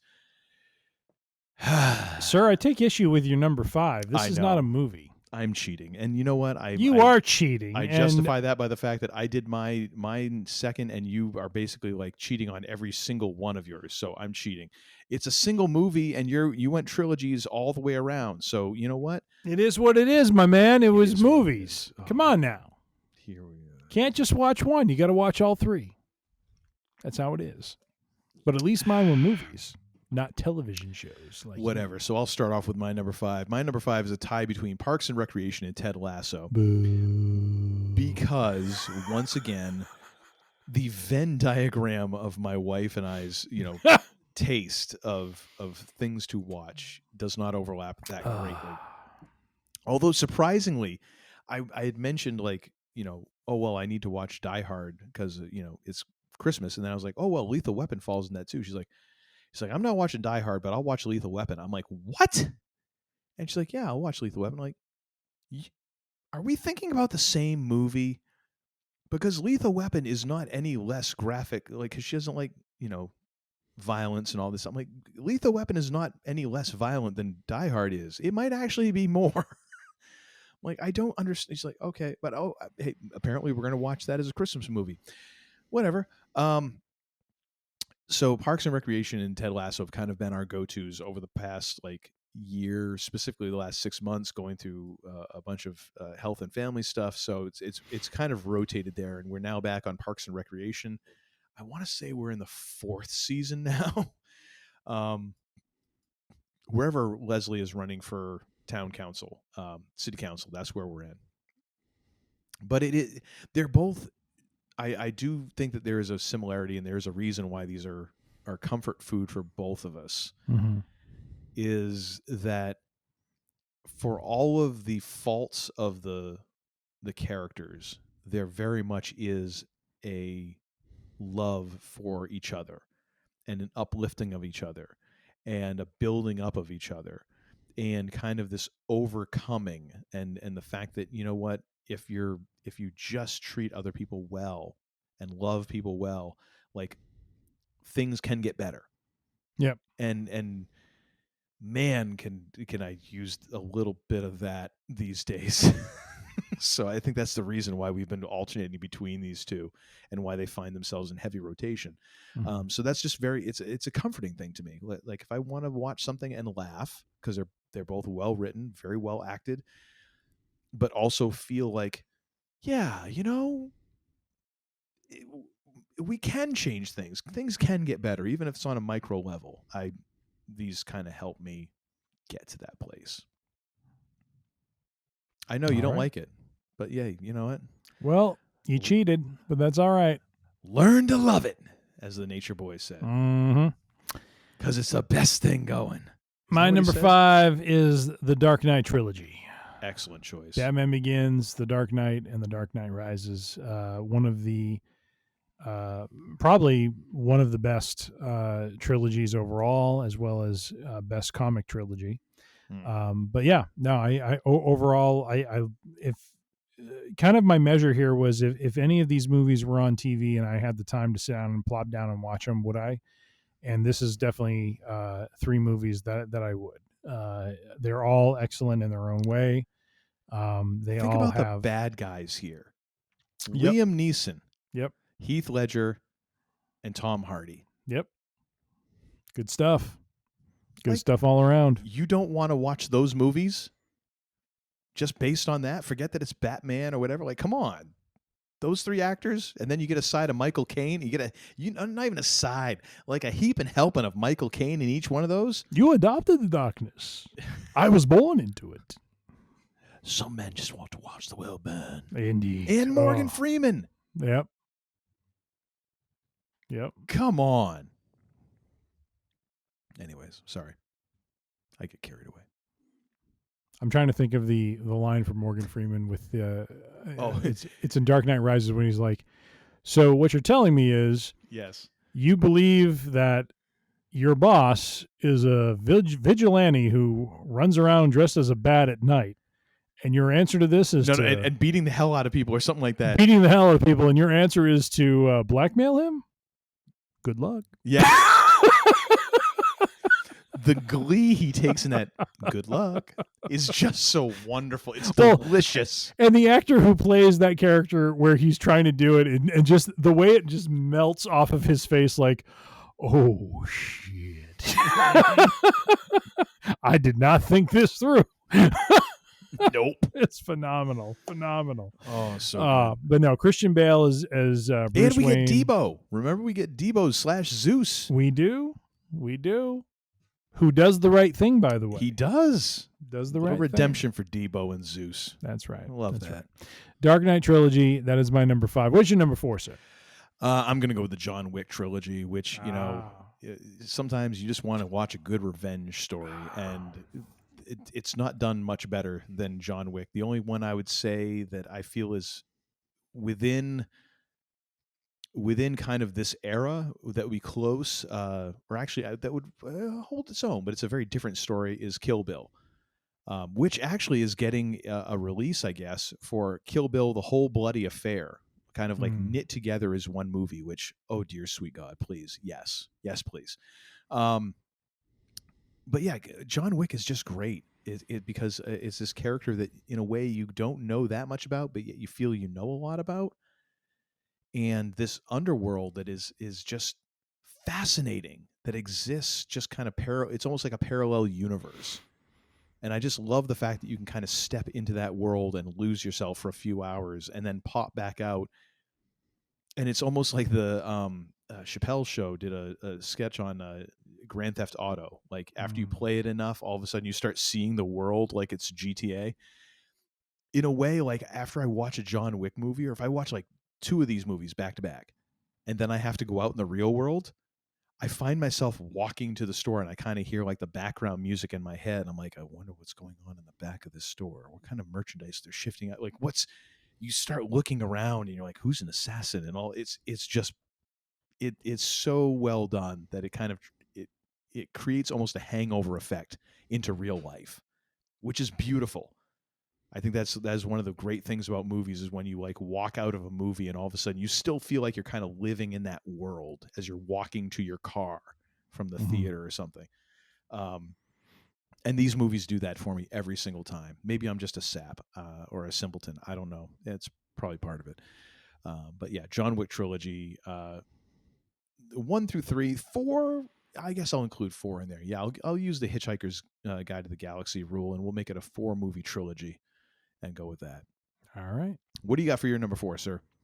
Mine is a 3-movie trilogy, The Lord of the Rings. It is probably the definitive of the, whether you want to think of it as medieval, Dungeons and Dragons, fantasy. It is well done. And Peter Jackson does an amazing job across all three movies. Yes, I'm cheating. I'm doing three movies at a pop here, but at the same time, if these are on, I watch. It's just how it is. It is comfort viewing. It is familiar. It is fun. It is well done, and again, this trilogy or these stories could very well get long in the tooth, much like the show. But I'm just kidding. Someone's getting spicy. A little spicy. Is it because they're getting their butts handed to them in fantasy football, perhaps? Not Maybe. really. Maybe. Not really. 12 points off the pace. I'm good. I'm good to go, baby. All right. But nonetheless, Lord of the Rings trilogy is must-see viewing, whether it is over the holidays or at any other time. It is it is a pleasure to watch. It is a good story overall. Probably could be a nominee for a comfort book. However, I have not read them all three. I need to do that, but nonetheless, the movies themselves well done, and I would highly recommend them. So, Lord of the Rings for me. Not bad for a bunch of movies about walking. Very fair enough. Number 3 for you, sir. I actually am going to include the Kevin Smith link about where he talks about Lord of the Rings just being about walking. It is flipping great, and it actually made it into Clerks too, I believe. Wonderful. Yeah. Number 3 for me, and actually this is going to tap into yours as well. Moneyball, oddly enough. I'm not the hugest baseball fan. Like I like baseball. I like going to baseball games. I was never the biggest baseball fan growing up because I think in a way I chose very early what my misery was going to be. I saw what the Red Sox did to my father. As the great writer Lee Montville once said, the Red Sox killed my father and now they're coming after me. This is all pre-2004. So I saw the angst that my father had with the Red Sox, and I was like, you know what? I'm going to choose the Patriots. I'm going to choose my own version of pain, and not the Red Sox, not the Bruins or the prediction. Pain. Not the Bruins or the Celtics, who are relatively successful. Let me go for the other redheaded stepchild of the Boston sports scene. Let me go for as Bill Simmons said, the Fredo of the Boston sports scene. So I was, I don't have this like emotional connection to baseball that a lot of folks do. I enjoy it, but it's not like my life. So it's odd for me that like a comfort movie for me is this movie about baseball analytics. But yet for me, there's something very calming and yet also inspiring about the movie.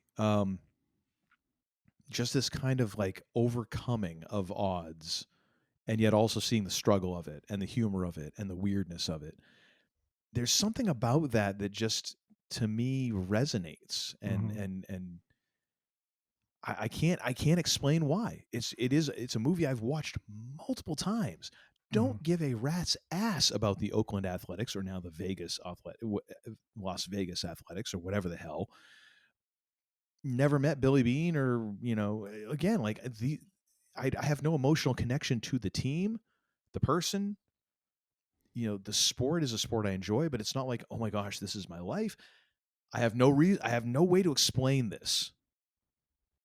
But yet somehow it is. Like this is a movie that to me is like I go back to this movie and I watch it and I'm like, I feel centered in a weird way. So Moneyball is number 3 for me, which probably is a testament to how well it was written and directed and acted. Because of course we have Philip Seymour Hoffman, Brad Pitt, Chris Pratt, in there as well. Who else is in this? What's his face there? Jonah Hill? Yeah, is excellent. Yeah, so some great folks in there.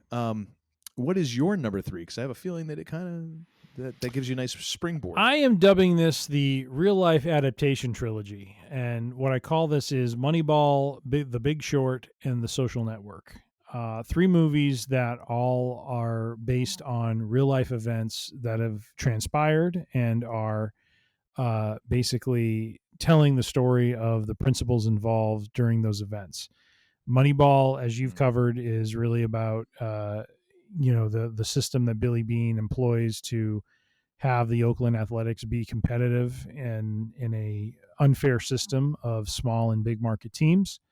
The Big Short is really about the story of the three principal investors who identify and act on, or I should say 4 investors who identify and act on the information that they see as being the collapse of the housing market in 2008 and how they profit from it, but really what led to it.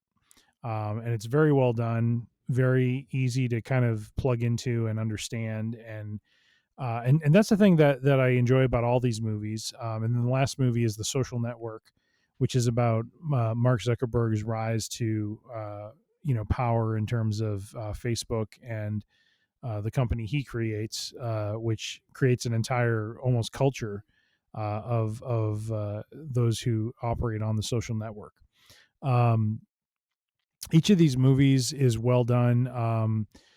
Social Network and I believe Moneyball are both written by Aaron Sorkin. Yes. I actually did a quick little AI search on that, and let's see. Well, the weird side of that is because I was trying to look for some connective tissue. Yes, and I don't find it across all 3 movies. No. But oddly enough, The Big Short was based on a book by Michael Lewis, which is where Moneyball comes from, and then Sorkin kind of bridges the other two. It's this weird sort of It's like a Venn diagram. It's not 100% overlap, but there's some overlap amongst all 3. And or perhaps a movie lasagna.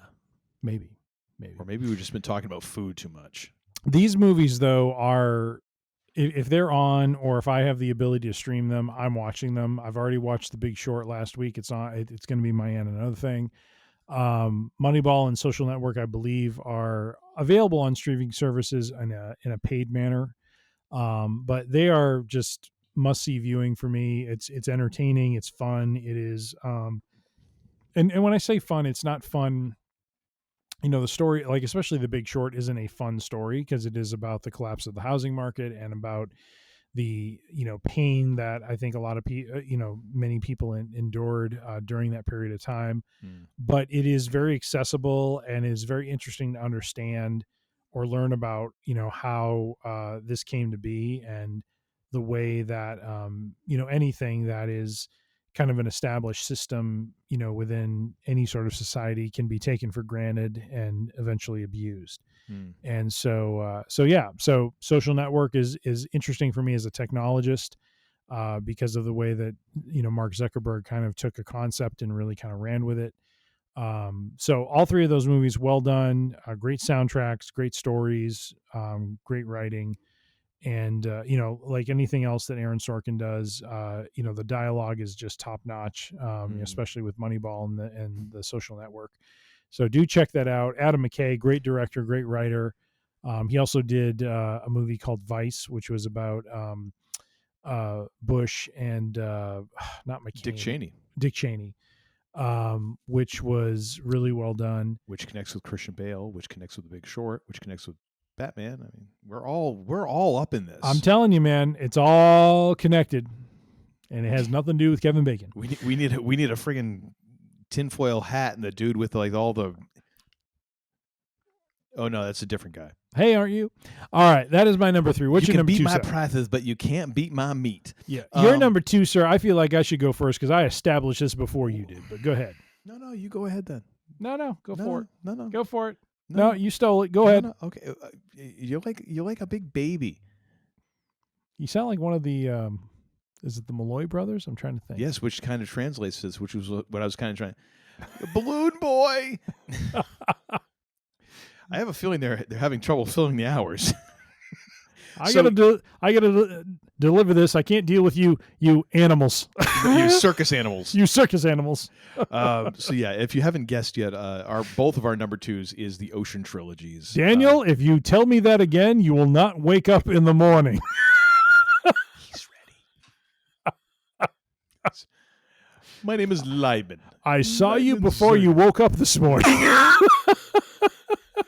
Oh my gosh, Carl Reiner he's amazing in this movie. He's awesome. Awesome. So you're telling me the place that we can't get to and the vault we can't open and we're just going to walk out of there? Yeah. Okay. Pops an Alka-Seltzer. Or two. But oh my gosh, so good. Yeah, these movies are just like, this is family viewing. Oh yeah. Like both Kaylin, my wife, love these flicks. And it's because they're so stylish. Like overall, before we get into the acting, the writing, the directing, all that, but like just the overall vibe of these, like there's such a kinetic energy with these movies that is a combination of the way the camera moves, the background music, the score, then the score being like the movie that's the music that's produced for the movie, but then also the music that's dropped in, like the needle drop songs that are put in there, just all create this atmosphere, and they're all a little bit different. Mm-hmm. Like Ocean's 12 has this very kind of European flair right from the get-go, and 13 is just, it's almost like it takes like what 11 was and like, oh, you thought that was a thing? Oh, we're going to ratchet this up to 11. Like, you know how Al Pacino went for it in Scent of a Woman? That's where we're going.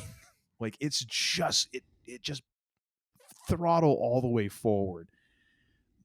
And the way that like Soderbergh directs these is friggin' amazing. Like, everything about it is just like, I look at the camera choices, the angles, everything.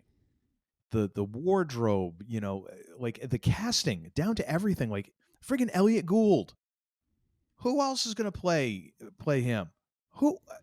Come on. Who else is gonna play Reuben? Gary Benedict. He'll kill you, and then he'll go to work on you. I invented it. I invented big casino security. Oh like, my oh gosh, my, so good. And like just the cast. Yeah, the cast in this. And the way that they interact, and of course the chemistry between George Clooney and Brad Pitt. Oh yeah, is so. We good. need one more. Yeah. Do you think we need one more? We need one more. We'll get one more. Yeah, we'll get one more. And then just a blink. Doesn't say a word. Beautiful. But we got our grease man. Yeah. But just everything about them is just so good. And fun, and just keeps moving. Like there is very little fat on any of these movies. No, they are lean and just go. They're just plain out and out fun, but yet they also have heart. And that's one of the things that, like, I'll actually go back to my music recommendations and the music comfort food. One of the things, one of the beauties of the Stevie Ray Vaughan, Albert King album that I suggested, that is one of the touchstones for me, is there's little bits of dialogue where Albert is talking to Stevie and they're kind of having conversations in between songs. And Albert describing Stevie Ray Vaughan's playing. He's like, a lot of folks play fast, but they ain't got no soul. He's like, you got both. That's the thing. Like, a lot of movies can move fast and have a lot of style, but if they've got no soul, they've got no heart, doesn't mean a lot. Like, these movies manage to be extremely stylish and keep moving and are just so clever and in the most charming way possible. Their head is so far up their own ass. Like, they're so gleefully into themselves, but they've got heart. Like, there is a heart to them. And it doesn't come off as cheesy. Like, it comes off as actually genuine. You know, like in the first movie, like, I believe George Clooney, like, yeah, he wants to steal the money, but he really wants to get back with his ex-wife. But at the same time, like, the thief in him won't let him say, I got to get back with my ex-wife more than the money. He's like, no, I'm going to have both. Mm-hmm. So there's that edge, but at the same time, there's a heart to it. And it kind of goes through all three movies. So I love these flicks, dude. They're so good. They are so good. And I've just rambled for I don't know how long. Please, sir, save me from myself. No, you covered it all. You stole it from me. You stole my thunder, and you covered it all. So let's move on to number one. Was it like the Bellagio job? Kind of. I steal a little like bit. That? Oh, okay. A little bit. Okay. Did I rush it? Kind of. You've been practicing this, haven't you? Gosh. The team beat thing was harsh, but and there's so many moments, like the moment when Topher Grace and the others come out and they're mobbed, and George Clooney and Brad Pitt just walk out and nobody's paying attention to them. Yep. I love that, just on a meta level. I'm like, that is. I love how they connected in Ocean's 12 when Topher Gracie is having like a complete breakdown in Brad Pitt's hotel. Yes. That's hysterical. It's almost like this Kabbalah shit doesn't even work. Yep. Or better yet, when he's walking, he's like, yeah, my business manager Bernie. He's like, you know what? They're both named Bernie. Yeah. I'm just wondering how much that was just improvised and just Brad Pitt just being like, yep. Are you trying to outdo me here? Yep. Oh, so good. What's your number one comfort movie? My number one comfort movie is the Pirates of the Caribbean trilogy. And here I'm just going to ignore the fact that there is a fourth movie. These are the movies that traditionally, when it doesn't happen very often, but when I get like knocked sideways by a sickness, like if I get the flu or just something that, and it takes a lot for me to get to a point where I'm like, okay, I am non-functional because I pride myself on being able to just push through things and to bowl through things. So when I finally hit that point of like, okay, I just need to lie horizontally for a while and let this thing pass through my body. These are the movies I've traditionally kind of gone to. Like, these are my sick movies. Like if I just need to spend an afternoon like on the couch resting, these are the movies I'll put in because I can literally nod in and out of consciousness and have no problem picking up where we're at. And they're big and fun and stupid and smart all at the same time, and just well done. I love these. The Curse of the Black Pearl. I can't remember what the second one is. At World's End. They're just fun movies, and they're big and loud and kind of gigantic in their world and scope. And I just love them so much for that fact. And I've seen them all approximately 36 times. So yeah, Pirates of the Caribbean trilogy. That's my number one. What is your number one, sir? My number one is the ultimate, what it should be for all people. The OG, no disrespect to yours, but the OG Star Wars trilogy. No, that's all disrespect to mine, I think, actually. That's the way you phrase that. Fair enough. The OG Star Wars trilogy, Star Wars, Empire Strikes Back, Return of the Jedi. It is must-see viewing for the man they call Tim. It is comfort viewing. It goes back to my childhood, my teen years, my young adulthood. It is constant. It's all the things. What I enjoy. And George Lucas, this is where he created his universe, and it is, just grown from there. And so I would, this is for me, comfort viewing. I would highly recommend it for others who have not yet, maybe immersed themselves in it, but it is just, three great movies that tell a great overarching story and really are the launching pad for all of their Star Wars content you see. So that is my number one pick. I'm surprised that's all you got on that. My goodness. Well, we're talking about why they're comfortable, not going into a, deep dive on all three movies and, the fourth one as well. So I just wanted to, keep it simple, keep it, pure, keep it clean. Yeah, sure. Seen, felt, smelt, and dealt. Yes, indeed. All right. So I guess we're into and another thing here, sir. What have you got for recommendation for our viewers / listeners? As I already kind of talked through from my what I have dubbed the real life adaptation trilogy, I would highly recommend a movie that is on Paramount Plus at this point in time, The Big Short, which is the story of the investors who identified and took action upon the impending housing crisis that ended up happening in 2008, profiting off of it, profiting off the stupidity of I mean, really, what was the stupidity of the banks and of those who were supposed to be in the know in the financial sector, and reaping a windfall for it. So do check that out. It is well done. I love the kind of breaking the fourth wall approach they take on a few different occasions throughout the movie. And it is, it's an attempt to educate folks in terms of why this was a crisis and why this was a problem, as well as how these investors, were profiting from it, and what it was they saw that led them to it. So you learn a little bit of education. I love that. A little bit of entertainment. Love that. So that is another thing. The Big Short on Paramount Plus. Well done, sir. What about you, Seth? So here's one thing I'm gonna actually ask this of you, to go to your Spotify or wherever you listen to music, and to search on Mammoth. Okay. For The End. Like right now? Yes. Oh, because I want your live reaction to this. Okay. And you can actually, if it comes up as a song, you can go with that, because that's what I want you to listen to. So I found the album, and then you want me to play the song? Yes, but I want to count you down because we're going to listen to it, and if folks want to listen along, they can. Okay. You got it? I have it. All right. 3, 2, 1, play.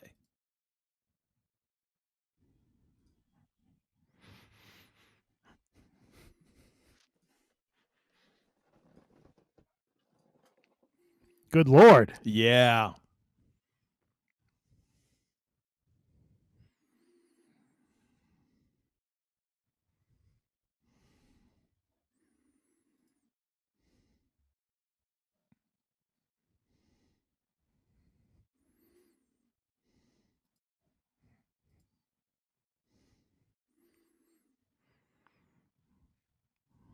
Oh, this is definitely someone's entrance music.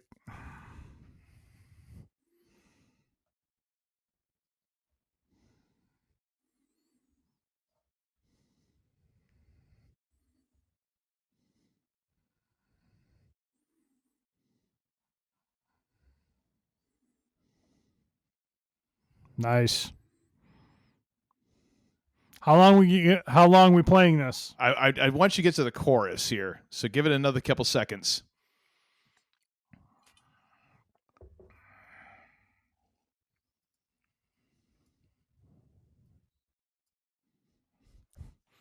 Yeah.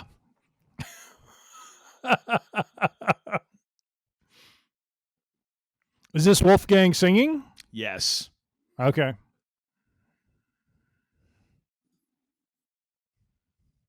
All right, that's enough. My recommendation is for Mammoth's new album, The End, and specifically the title track, which is number 2 on the playlist. Sorry, I couldn't hear anything you just said. Should I stop the song at this point? Or? Yeah, you can go ahead. Okay. Man, Dang. this is one of the examples of, and this is going to be a future show that we'll do in the new year. Rock isn't dead. You're just too old, and you're just not paying attention. This kicks ass. Okay. This is the first Mammoth album that does not have WVH attached to it. So Wolfgang Van Halen is not kind of announcing and adding his signature to this. It's like, no, this is the band. Like, I don't. He's need part to, of the band, right? Well, he essentially is the band. I think he basically writes all the parts, and everyone else kind of comes along and is like, okay, Wolfie, what do you want me to play? Not that these guys aren't talented. I'm not saying that. Sure. But Wolfgang plays like everything because he's Eddie's son. But this is kind of the first album I feel like it says in the Apple Music thing, at least, like this is the first time he doesn't feel like he needs to announce like, oh, and by the way, it's me. He's like, no, this is like the band has kind of established itself. And man, there is so much here that is like really good. And I've caught a bunch of his different stuff that he's done where I'm like, I need to listen to more of this. And this is the first album where I'm like, okay, I'm going to sit down and I'm going to listen to this album. And holy frack, dude. So good. Such a great rock album. And is one of those things where I'm like, man, if Eddie was still with us, he would be, in somewhere, amongst the clouds or wherever. He is grinning his ass off because his kid is kicking ass. Such a great collection of songs, and just that song in particular is just, yeah, it should be someone's entrance theme. It is amazing. But yeah, definitely check that out. And to establish that rock and roll is not dead, ladies and gentlemen, specifically hard rock, it's in fairly good hands if Wolfgang has anything to say about it. Nice. Well, that, ladies and gentlemen, is our show for a Free Range Idiocy Friday. Thank you so much for tuning in. We do so appreciate it. You can find us at freerangeidiocy.com. All of our audio episodes are there. You can subscribe to the Podbean app. You can also find us on the podcast purveyor of your choice, those being Apple Podcasts, Spotify, Pandora, Amazon, or any of the other billion or so that are out there. Just search for us. I'm sure we're there. If you would like to find us in the video, you can find us on our YouTube channel, which is youtube.com/@freerangeidiocy. You can also find us on the social medias at Instagram and Facebook. All those are at Free Range Idiocy as well. You can also get video over at Spotify as well if you toggle between the two. If you have any thoughts, concerns, offers outright bribery, that'd be nice. I mean, it'd be a nice change. Tim don't need the money, but he's got all them belts over there. I certainly do. I will not, turn it away. You can send all those to Tim at freerangeidiocy.com. And now, ladies and gentlemen, that we've gotten all that out the way, it is time for me to turn this show over to the least idiotic member of the two idiots who run this show, which, granted, it's not a very high bar for him to clear, but he does it very well each and every episode, and I think he deserves credit for that. He is the more rational of the two of us, which, again, is not a very high bar to clear, but he does it every single episode. He wears pants most of the time when we're recording, so that also gets him bonus points. But I'm going to turn it over to him, not before I ask him the second most important question in all of human history. The first, of course, being, what is hip? The second being, what in the high holy frack did we learn this episode, sir? We've learned the following. Yeah! We have learned that the man they call Tim is poised for victorious vaulting into sixth place in our fantasy football league, while Uncle Todd is set to retain ninth place. Sir, you're having a rough time vaulting anywhere if you're relying on your kicker for 12 points. My kicker will provide the points necessary for the victory. Jabroni! I am confident of this. And you're saying I'm going to lose. Okay. Basically. Yeah, fair enough.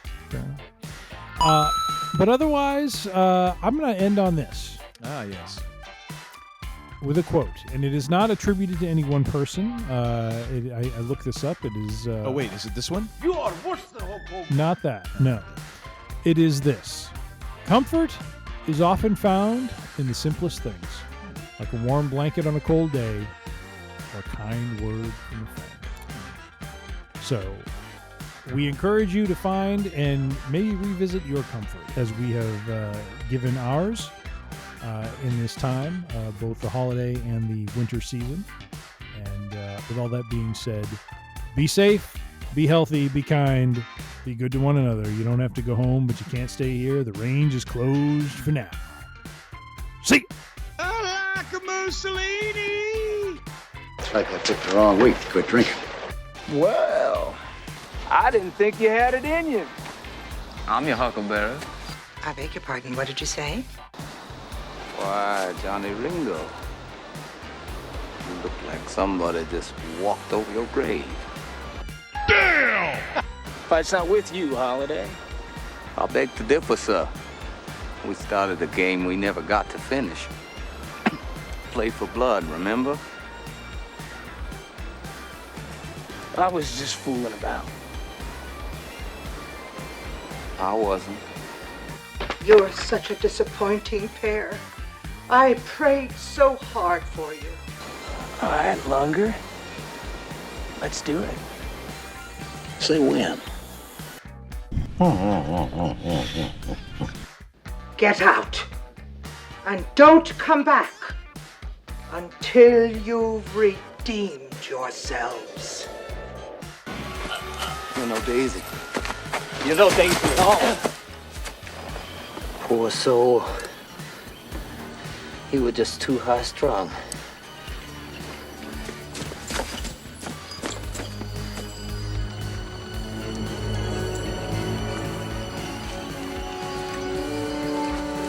afraid the strain was more than he could bear. I mean, that really got out of hand fast. So say we all. You had to get all like sentimental and shit at the end there. Like, Hey, man, you know, put me to shame. Well, here you are, like, come over here, folks. What? Papa like Terry Funk for crying out loud. I'm changing the rules. Cactus, come over here. I'm gonna give you a spike pile driver. I don't know where that came from. Ladies and gentlemen, it's been a long night because Uncle Todd's going full blown. It's not full blown Gonzo. It's full blown Terry Funk. Oh well, whatever. Phenomenal. Oh jeez. Banned in 20 countries. not including the continental United States. Now get the hell out of here!